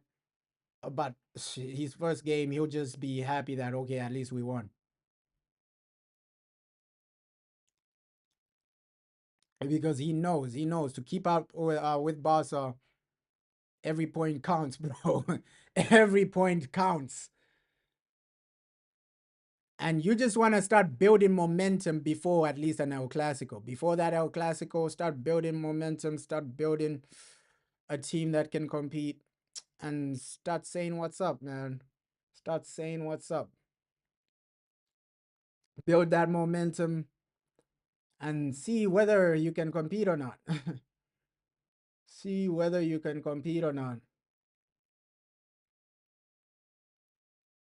But yeah, Madrid, not too convincing today. Attacking wise, defensively, they had nothing to worry about. Not too convincing attacking wise, bro. That's why I say, yo, Madrid are in a situation where they're similar to Man United. You, creativity over it's not there, bro. It's not there. They still need midfielders to come in and just do something. Just create a creative team. So let's see what happens, man. Let's see how these guys cook in the coming days. Can they keep some type of consistency? Can they keep some type of can they get some wins? Right? Can they play better football in the next game? Because it's great having possession, but possession without goals doesn't really mean anything.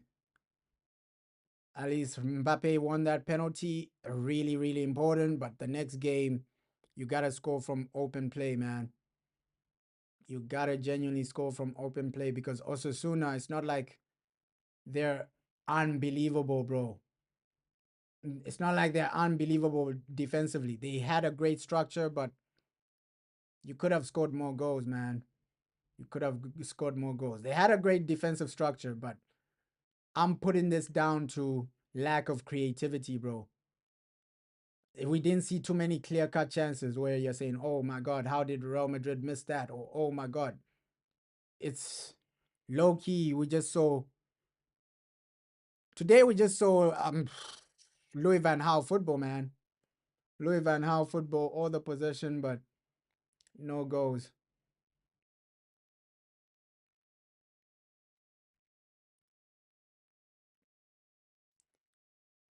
Ooh. And the way Chouameni just carries the ball, he's really good. He's good, but ah, in 2025, you don't want to be making him your main guy, especially if you want to win like a Champions League or something. The thing with Chouameni is just consistency as well. Talent, he's got the talent, man. He can play. He's got the talent. It's just the consistency as well from Chouameni. One game, he looks brilliant. The next game, you don't know what's going on. Oh, oh, oh! Oh, what a shot, bro. And I told people, this striker, this guy is talented, bro. Bro, what a shot. Unlucky, though. Unlucky, though. Franco, he came close. Great save, though. And you can see the way he drives with the ball. Oh, my God. What a... And I can see, based on, like, the small moments, this guy's gonna be a threat. He's gonna be a threat. Because this was his first opportunity, though, after coming off the bench. Yo, the way he just drives with the ball as well, like, bro, he's gonna settle in quickly the right way. Ah, what a player, man. What a player, man. Oh my God, what a shot, but good save from the goalkeeper. But yo, you can tell that he has quality. He has quality, bro.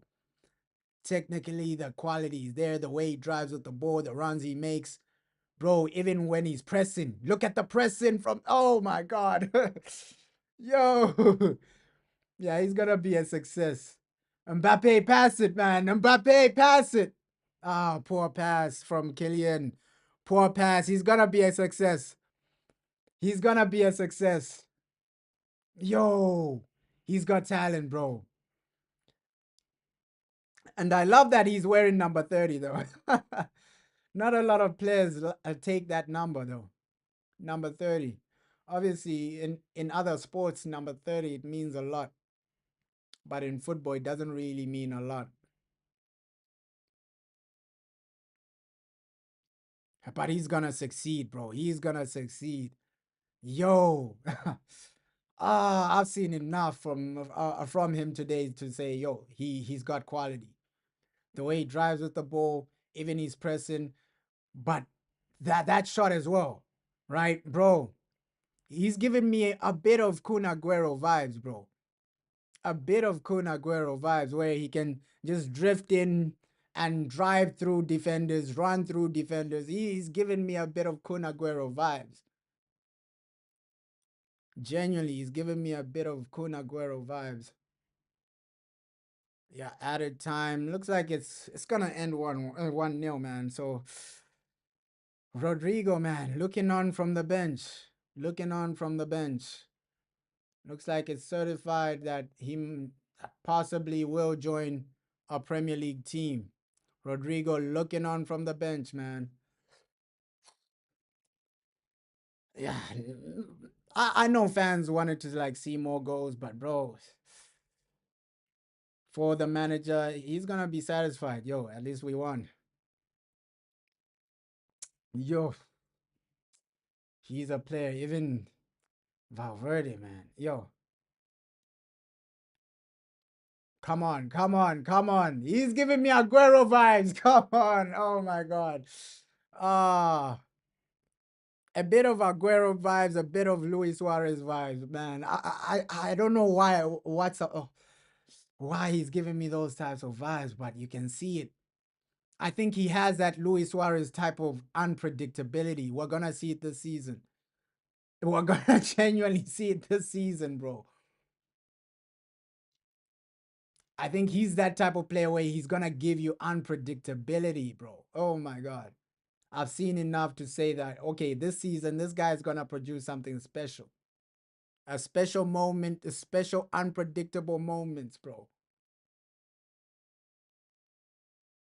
But yeah, obviously, yo, Florentino, he doesn't look happy, bro. Perez doesn't look happy, right? Yo, this guy, his demands are high, bro.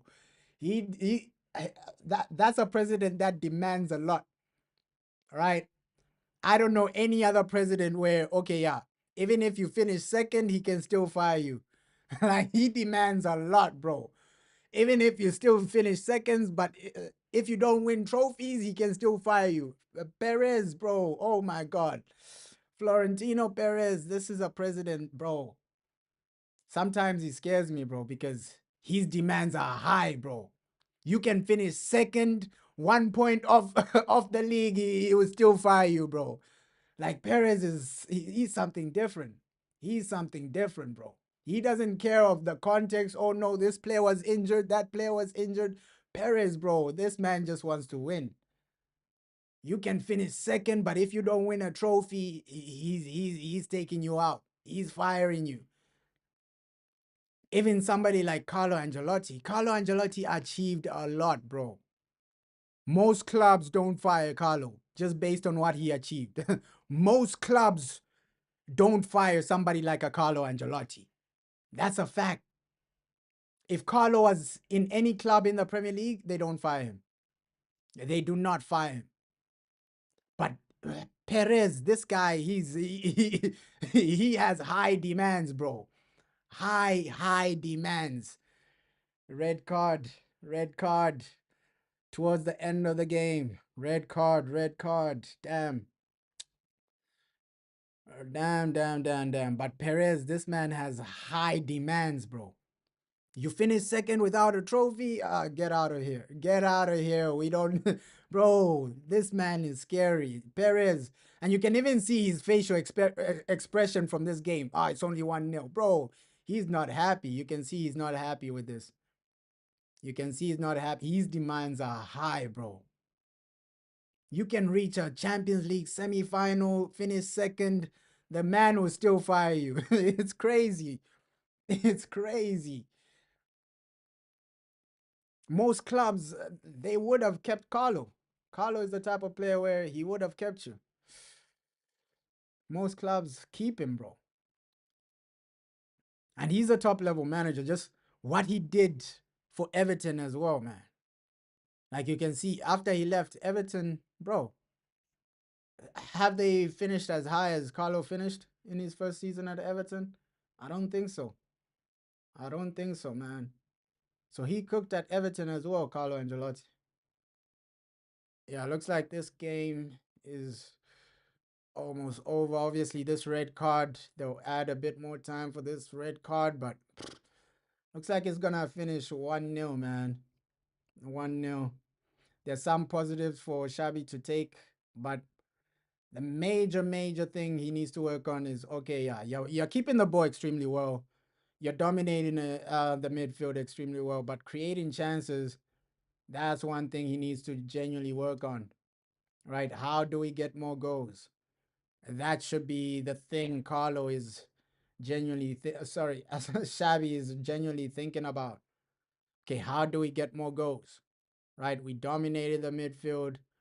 We were creating a lot. Sorry, we were genuinely keeping the ball a lot. How do we take that and get more chances? Because usually when you have more of the ball, creating chances should be easy, but the football doesn't work like that, bro. It doesn't really work like that. There we go. Full time, man. Full time. 1-0. It wasn't the greatest ever game, but bro, Real Madrid, obviously the mindset today was, yo, let's win. First game for Xabi Alonso in La Liga. Good penalty from my boy Kylian, but yeah, Xabi has a lot to work on, bro. He has a lot to work on, but yeah, shout out the people that joined this stream. Crazy, man. Crazy football. Man United, bro, just win your next game against Fulham. Let's see if we can sell Garnacho. And let's see if we can bring in a midfielder because that transfer window, time is ticking, bro. The transfer window is gonna close soon. So you gotta get your business done and get your players in, bro. Get the business done, get your players in. But yeah, comfortable win, although Real Madrid never created a lot of chances. They weren't defending, right? Osasuna never created